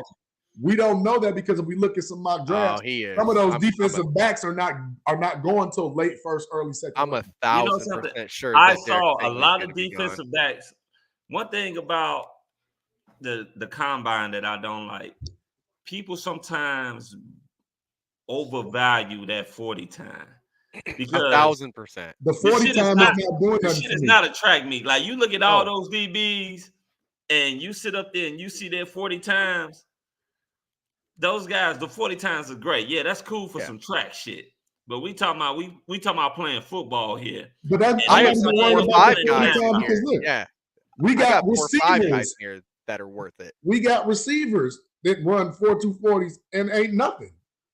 It's John about, Ross, where you been? Positioning yourself. CJ Spiller, the running back, like a 4.26. Like, where are you? All them guys, DeAnthony Thomas and all them guys. Like, but speed.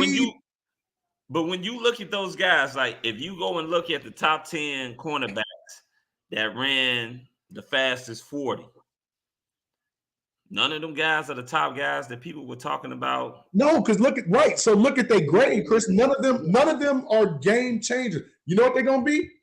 They're gonna be gunners on special team. Exactly. And that's why I wouldn't waste the draft pick on them.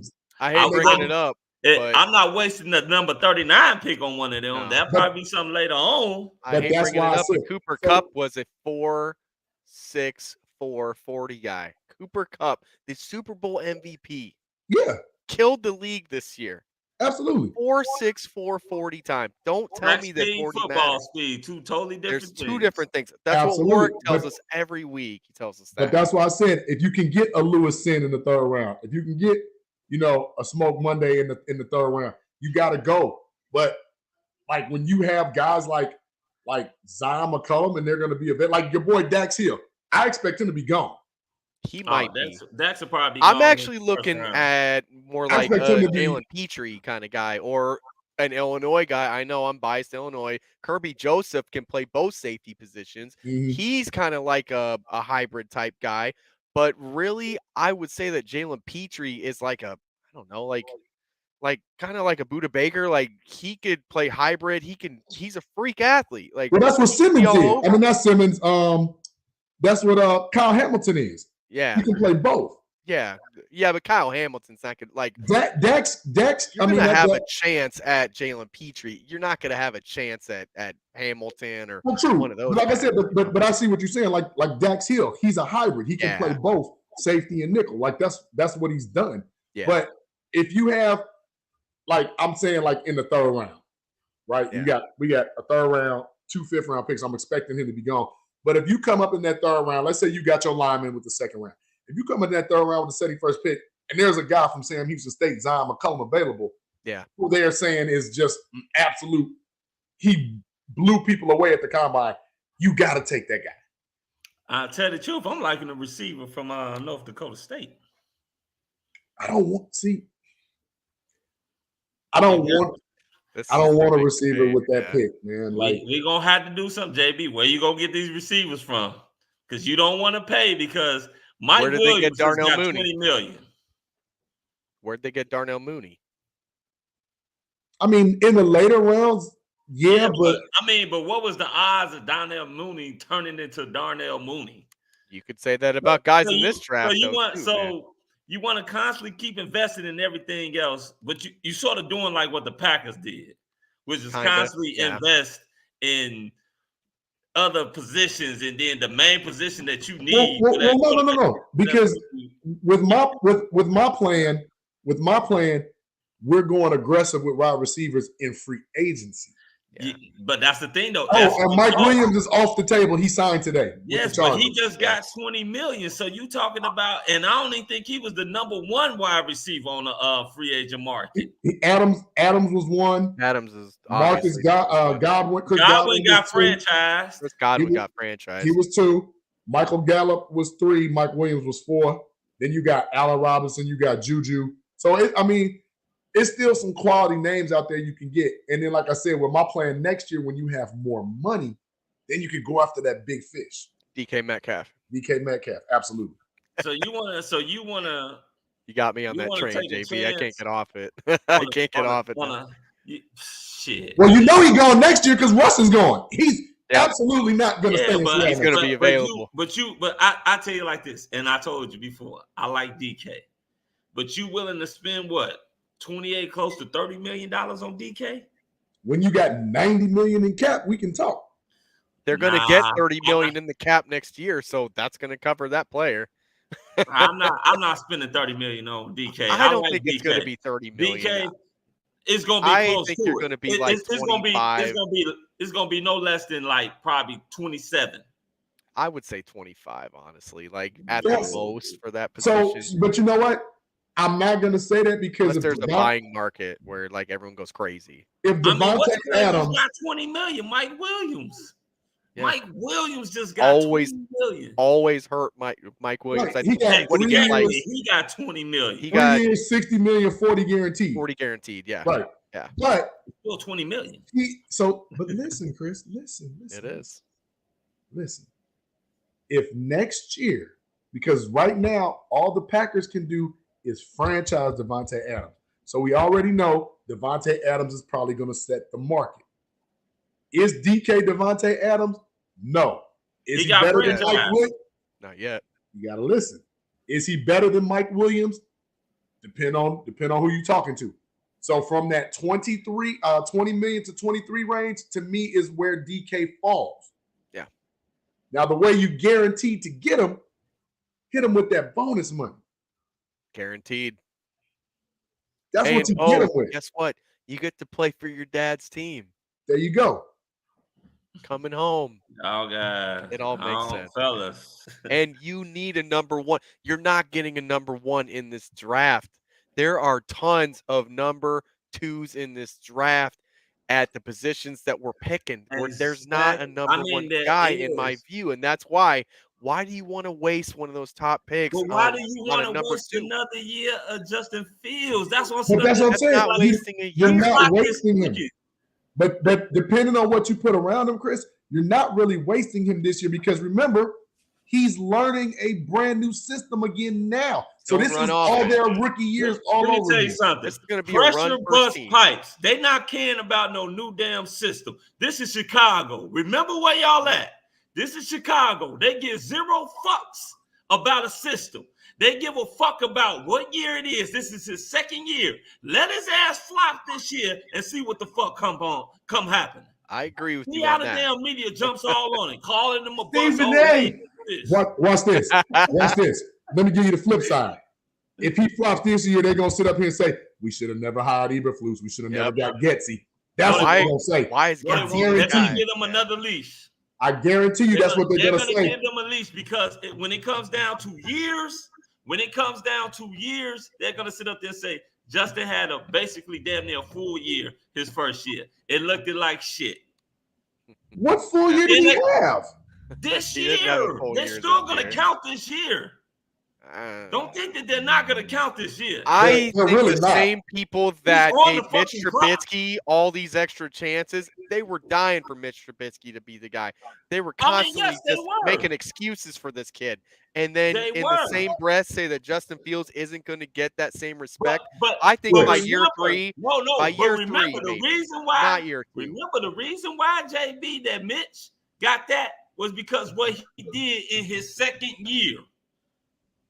Chris. What he did in his second year gave his leash a little bit longer. Average shit. Made it a little bit longer, JB. Average. That's the reason why. If Mitch First time head coach. 16.8 points a game 15 after week touchdowns 4. and 11 interceptions, they've been on his ass. First time head coach. First time offensive coordinator.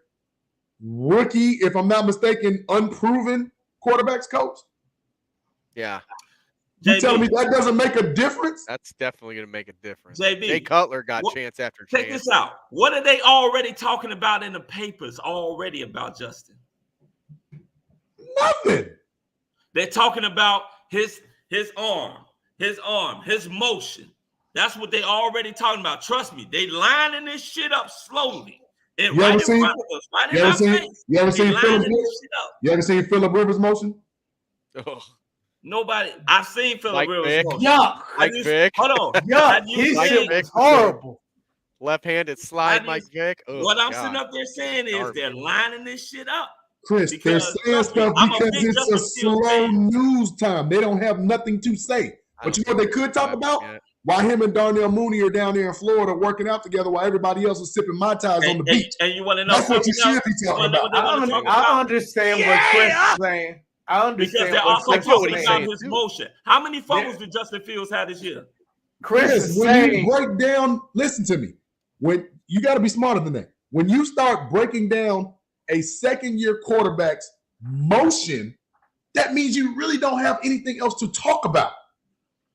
Are we? Well, guess what? They weren't talking about his motion hold last up. year. JB, hold They up. actually- they It were can talking about also motion in the mean. draft. No, I they were hear talking what about him Chris is holding the saying. ball. They It weren't can talking about also his mean. motion.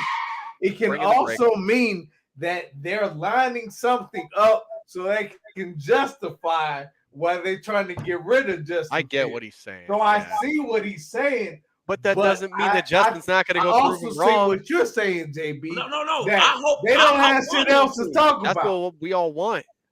But what else just up there- because he doesn't have like a top number, like a top 5 receiver, doesn't mean that he can't excel and get better and prove people wrong. Aaron Rodgers, before Devontae Adams, did he have a top 5 receiver? No. Russell Did he have, Wilson. Did Russell Wilson have top 5 receivers whenever he was I doing mean, the damn no, thing? he didn't have a Not top really. 5. He had a pretty damn good guy. Okay, Greg well then, Jennings. would you say Darnell Mooney is Greg, a come really on, good cuz wide receiver? you stretching now. Greg Jennings was good, Stretching, but he man. wasn't one of them dudes. What happened as soon as Donald Greg Driver Jennings wasn't left? one of them guys. Greg Jennings left. Jordy and was Nelson was garbage. their guy. That was their guy. That guy. Greg Jennings and Donald Driver were just guys. That was after Greg Jennings. Jordy Nelson was. They crossed over from Brett Favre to Aaron Rodgers. He never had Devontae Adams is his first elite wide receiver. Period. Yeah. Period. Only. Look, if y'all want to sit up there and like I said, the clock is ticking because for the simple fact, like I told you guys, all about the whole rebuild thing. Remember, everybody on this panel wants Justin to succeed. Everybody on this panel wants him to be the franchise player and be a great quarterback. Like no other. But we all know, as Mr. Rogers has gone and shown us, that clock is ticking on them quarterbacks. And if he turns out to be as great as he can be, oh, that goddamn money gonna be high as fuck. So At now this point, are we worried about the money? No. Yes, you're gonna be worrying about the money because everybody worried worries about the about money the after goddamn year money 5. because that's how you don't I'm able not to worried. get nothing around people. Year 2, I'm not worried about no money. I'm worried about development.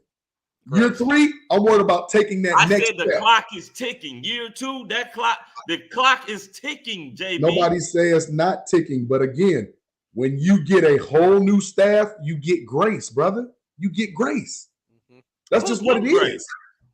Justin will get grace. Going to get grace this Okay. year. Next year is going to be now's the time. Okay, maybe Now's the y'all time. forgot where the fuck y'all at.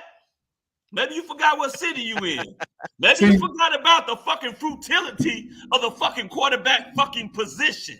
You worried about the wrong thing right now. The best, okay, Stephen Waxsmith, the best thing that could have happened to Justin, to be honest with you, the best thing, to be honest with you, that could have happened to Justin was for him not to succeed under Matt Nagy, because what happened? He proved that he was inept. In spite of him, and he proved time and time again, why isn't this guy running with the ones? Why isn't this guy running with the ones? When his own guy, his own offensive coordinator said him and Dalton are neck and neck. Yeah, he told us then if Nagy put more into him, he would be better. You know what? Now you want to listen. Like? Hey, T, you know what this shit sound like? Sound like the Mitchell Trubisky experiment. Because Trubisky came in, played with John Fox. John Fox didn't even want Mitch Trubisky. He didn't even know they were taking him. No, he didn't. They had Mike Glennon host the draft party, then they drafted his replacement at his own draft party. Right, so it's like the thing about it, Chris, is right now the Bears management almost cut their nose off to spite their face. We just have to hold our fingers crossed and pray that Eberflus and Getsy know what they're doing. We really do. So y'all want Justin Fields to go. First of all, there's no guarantee that you're gonna get a fucking DK Metcalf. None. No, there's no guarantee for anything. No guarantee exactly. That so one of those draft picks turns out. You still need some competent fucking receivers. But that doesn't necessarily mean that just because you draft one that makes that guy competent. So tell me this: you're going to free agent market, right? Yeah. You're going to free agent market. Who you getting at receiver? If that's where you want to aim at, well, who you getting? This year it's going to be dudes. It's going to be guys. It's going to be Zay Jones. It's going to be guys. Guys. Yes. It's not going to be any top wide receiver, Gallup, any of those guys. No. I'm not saying that it got to be a top wide receiver, but you talking about guys that was probably like third and fourth fucking receivers somewhere else. What's the thing they're going to be? Guys. I think the Bears, if you go anywhere from Juju to Christian Kirk to Zay Jones, and you re-sign Jakeem Grant, I think you're starting to put something together. How much you willing to pay for Juju? Juju only getting between 7 and 9. Shit, I bet you get over that. 9. I bet you get over that. That's because they will be desperate for a wide receiver. I bet you he's gonna get over 7 and 9. That money. No, because his projected salary is no higher than 9. But Juju has to prove. Remember, he has to prove.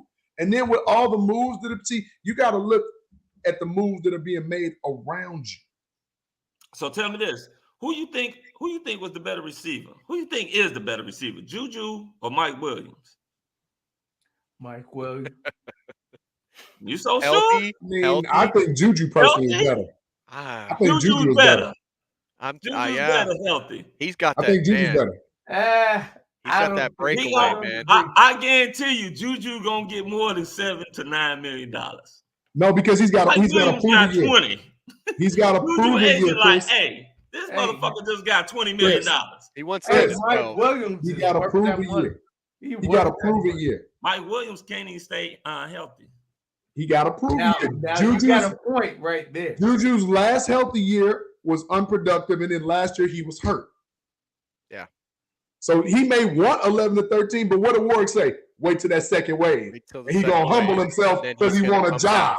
That's exactly what he said. I guarantee you Juju going to get more than $9 million. So, and DJ Chark is in that somewhere too, between that 7 to 9. So, no. So what do y'all say? What do y'all say we continue this conversation next week, next Tuesday? Well, here's the thing.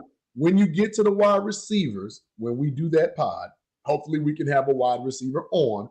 But the problem that's going to come from everybody is if for some weird the stars and planets align and one of them top guys in the draft is available at 2, Guarantee at the second round pick, I guarantee Ron Poles does not take it.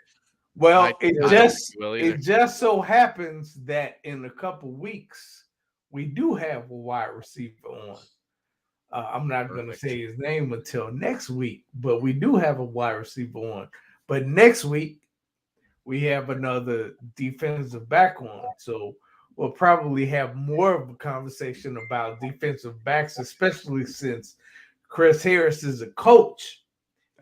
And now we can really find out what coaches really look at in the combine, if anything, because like Tim said, everybody look good in shorts.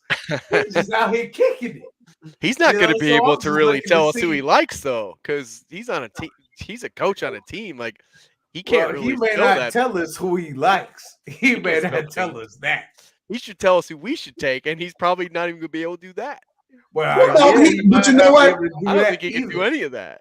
He might be able to because we're not nationally syndicated, so everybody's not watching. Somebody's gonna be watching. Please, somebody gonna see this. All four of our faces gonna be on ESPN and all types of someone shit. from the Commanders is gonna be like, "What are you doing?" I'm not calling them the Commanders. I'm calling them the Red the Team. Chicago podcast, football team, man. Chicago Clubhouse podcast. I'm calling them oh, the I Red made Team. it. I'm on ESPN. The Washington Red Team. Let's get into our shout outs real quick. We got like 5 minutes. So my shout out real quick, if I'm starting, shout out to moms, obviously always. I'm shouting out Joel Embiid. Oh God, you know why I'm shouting out Joel Embiid? Because he continues to prove this is the Chicago Clubhouse podcast. Why the fuck he shouting out a Philadelphia 76er? I should have bet on him. Hey, AB. I keep telling myself to. I keep Can talking. I get my horn for the Bulls? Can I get my horn? Yeah. That's the horn I got today. I don't have a horn. Oh. I got flags and yes. I was gonna say I need my Price is Right horn because that was horrible. Oh, there you go. I thought you meant the other horn. Gotcha. Shout out to Joel Embiid for showing us that we need some more help. Fuck him. Thank you. And then shout out to Tim Jennings, man. Always a pleasure. Always a pleasure. I know y'all gonna shout him out too, but he deserves as much praise as we can give him. And then shout out to our all-star team. And unfortunately, I'm not gonna shout out Ryan Poles because you just made Sam Mustipher relevant.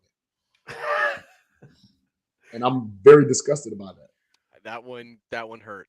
But I kind of get it, but he better not be on that 53-man roster. That's all I gotta say. But Chris, shout out to you guys. You know, Tuesday, great coming back home. Tuesday. Yeah, definitely. Shout out TNic, AB, JB, Sir. our boy TJ, Tim Right back to you. Jennings, coming on. Summertime shy, Tim. Shout out to everybody in the comments section. We appreciate you. Hey, anybody watching, everybody watching, subscribe, like, hit us up. We do this every Tuesday. Shout out to my mom, who I hope she's watching. She probably is. Shout out to my sister. Shout out to no. Bullets jump in right at the end as usual. I made it. It was working. I'm late, but I made it. You tell your boss that you got to cut out early on Tuesdays. Right. Shout out to the kiddies. They asked to be asleep. Be in bed. Be in bed. And shout out to the Shy. And fuck Joe Embiid. So I gotta make mine kind of quick. I know. So I didn't get to do my fun facts, so I'm gonna kind of do that right now. AB's fun facts. Here we go. Okay, so it is Woman Appreciation Day, right? Shout out to the ladies first and foremost. Thank you, ladies, for everything you do for us stupid ass men. We appreciate it. We love you. And my fun fact today is that did you know that the tallest building made or architected by a female is in Chicago? You didn't know that, did you? Do you know? Well, so you obviously don't know what building is. It's the the St. Regis building is actually the biggest building by any female architect in the world. Do we have a picture of the site? I don't even know what Jean that is. Gang. I did not get that, but that's the fact I scooped up right before the show. Shout out to females everywhere. That's a hell of a stat right there. Chicago holding down for females, biggest building in the world by a female architect. So Jean Gang, out to you. That's awesome. I wish I'd have got a photo. I wish I'd have got more info, but I was in a hurry and it's 10 o'clock. So shout out to you guys, fans. Love y'all. Peace. And also Crown Peach. Well, Terrence. I guess it's on me. It's always on. Well, to piggyback off of what AB said, ladies, we cannot live without y'all. No, we can't. We've So been crying in corners. I definitely want to shout out, and I'm shouting out for all my guys. Yes. We love y'all. We need y'all. We can't live without y'all. You know, it's good to see ladies doing big things. Speaking of which, we have another podcast on our network called She Said What She Said. Yes, we do. And on Wednesday is going to be a lady doing big things, but outside of the sports world. She's actually the chief of police in Rockford, Illinois. But we shout out to all the ladies, all the ladies doing big things and making big strides, making history, or as they call it, her story. We appreciate y'all, man. And, we salute y'all. So Women's Day is not just today. It's every fucking day because we need y'all every day. 100%. So anyway, salute to y'all ladies. Yeah. I want to shout out everybody in the chat. My guys that were on fire, Frank, Scott, my man, our guy CJ, who's also on the network. You can check out his podcast on every Monday. But he was on fire too. Everybody that was in the chat and everybody who was watching that was not in the chat, we appreciate y'all too. But you are officially lurkers. Officially, you all are lurkers. But we appreciate y'all for watching anyway. You don't have to say anything. You don't have to say nothing. As long as you watch and as long as you appreciate the nonsense that me and my guys bring to this podcast. That's all it is, because we don't know shit. We don't know shit. Don't know shit. We don't know shit. But we appreciate y'all for watching us, listening to us. Like we do know shit. Right, exactly.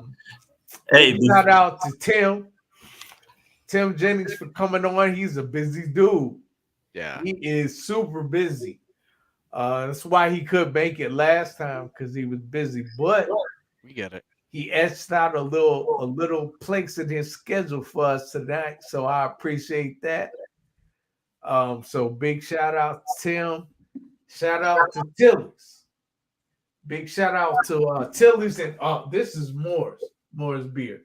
Shout out to them. This is the Shandy. It's a step down from the Porter. It's like 6 point something ABV, but you definitely should try it. But shout out to those guys, man. They just brought out their beer maybe a year ago. And it's already blown up. I actually saw him. I saw Damon hanging out with Hakeem Hicks. Yeah, I saw drinking that more. too, I wish yeah. I'd have pulled that photo for the show. I'll have to pull that for next week. Yeah, hanging out, kicking it with Hakeem, man. Yeah, should have told him to come back and play the 3.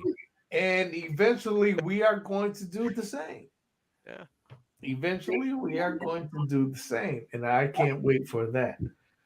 But shout out to Tilly's, of course. They have a Taco Tuesday. I'm not gonna make it out tonight, but Man, I wish I could. I want to get tacos. They're up to $3 now. They were $2 before, but now they $3. Food shortage. Inflation. Everything. How much is gas up. where you're at, T? Gas is $4.69, and that's in the suburbs. God damn. That's in the suburbs, man. In the city, it's like $4.89. Wait, what you driving? That you paying that much? 8 to 3. Jesus. Oh, I'm pumping unleaded. I'm pumping. No. Unleaded. I don't have a pumping like unleaded. you. No. I'm saying like because I got 87 for 409. Where the hell you getting that? Walmart. Dunkin' Donuts. So Bullets. You Bullets gas is telling us Dunkin' that Donuts, dog. I said $6 Walmart. in Cali, man. Damn, bro, it's $6 for 87. Oh my god! 87. I would be on my bicycle, not even asked- bike, but my bicycle. He asked where you got that sweetness pic because that is a badass photo. I love that don't photo. remember exactly where this was given to me. You need but to I give me can, that I for can my find birthday. out for you. You need to give me that for Christmas. Yeah, I can find out where she got it from. Hold on. Like that. Did y'all hear what? Did you see what that man just said? What? $6. Oh yeah. For 87. Yeah, that's nuts. I got told by the end of the week in Illinois, it's premium. going to be 5 by the end of the week here. That's what I keep Well, hearing. premium might already be 5. Oh yeah. Oh, for right sure. now, the only I'm reason talking I'm 87. driving. is Thank you, for my Mom. job. 453, and that's for the regular, right? That's for the 87. Jeez, The only reason I'm driving right now is because of my job. Otherwise, I'd be on my bike. You had to go to Indy. What was that, like $6,000? Yeah, I had to go to Indy, and they hadn't raised they pay me for mileage, but they hadn't raised it. So I was hurting, man. Oh, You get my like 75 God. cents like a mile or something. Hey, check it It out. was only like 53 cents per mile. God, you got beat down on that. Yeah, I was getting raped. But they changed it. They changed it today. So Well, so all I I'm know good is now. this. He changed it to 75 cents per mile. Should have been $3. We used to get calls. Yeah, Chris, you I'm not remember gonna this? get that. We used to I'm get not calls back in the day and be like, "Hey, the gas man is on what such and such and such and such." Exactly. So I can use the gas man. Man. Fill up. shout out to any family I have that's watching. I probably don't have any. Probably that's don't, watching, do you? But if I do, shout out to y'all. But I do have There he is. He's who? here. You. Oh, me? Sloshy T. He's here. Sloshy T. Who the fuck? called me that? Drunk Terrence. Who the fuck? You started with that drunk Terrence talk. You did that. You did that. I got you. My family. You're starting to point that finger. That's when I know that you're feeling it, man. It's hilarious when you get on that kick, man. So any family that I do have in here, shout out to y'all, but I probably don't have none. Probably don't Pops, have any. if you do watch, Pops might watch a replay. You are Pops, if you watch hilarious. replay, shout out to you. Thank you for being dad. Bullet said it's the Zima you're drinking. Shit, Probably. I mean, just I'm done. Hold on. I'm done. One second. Before we leave, I got somebody that want to say something. What? I do. I got somebody that want to say Okay. something. Where? Okay. Who? See, She's hiding in the back. You can hear her. She's hiding right here. One of the kitties is up. They're not in bed. Y'all said what you gotta say. Oh, You're supposed to be in bed. She's shy. She's hiding. She's shy. What she was gonna say was shy from the I'm shy. supposed to be in the bed, but we out. All right. On that note, we out. We out. Later. We out. That's it. Yeah, we done here. We out. Okay, so we out. If you're not watching this, flag on you. This has been a Chicago Clubhouse Network production. We out!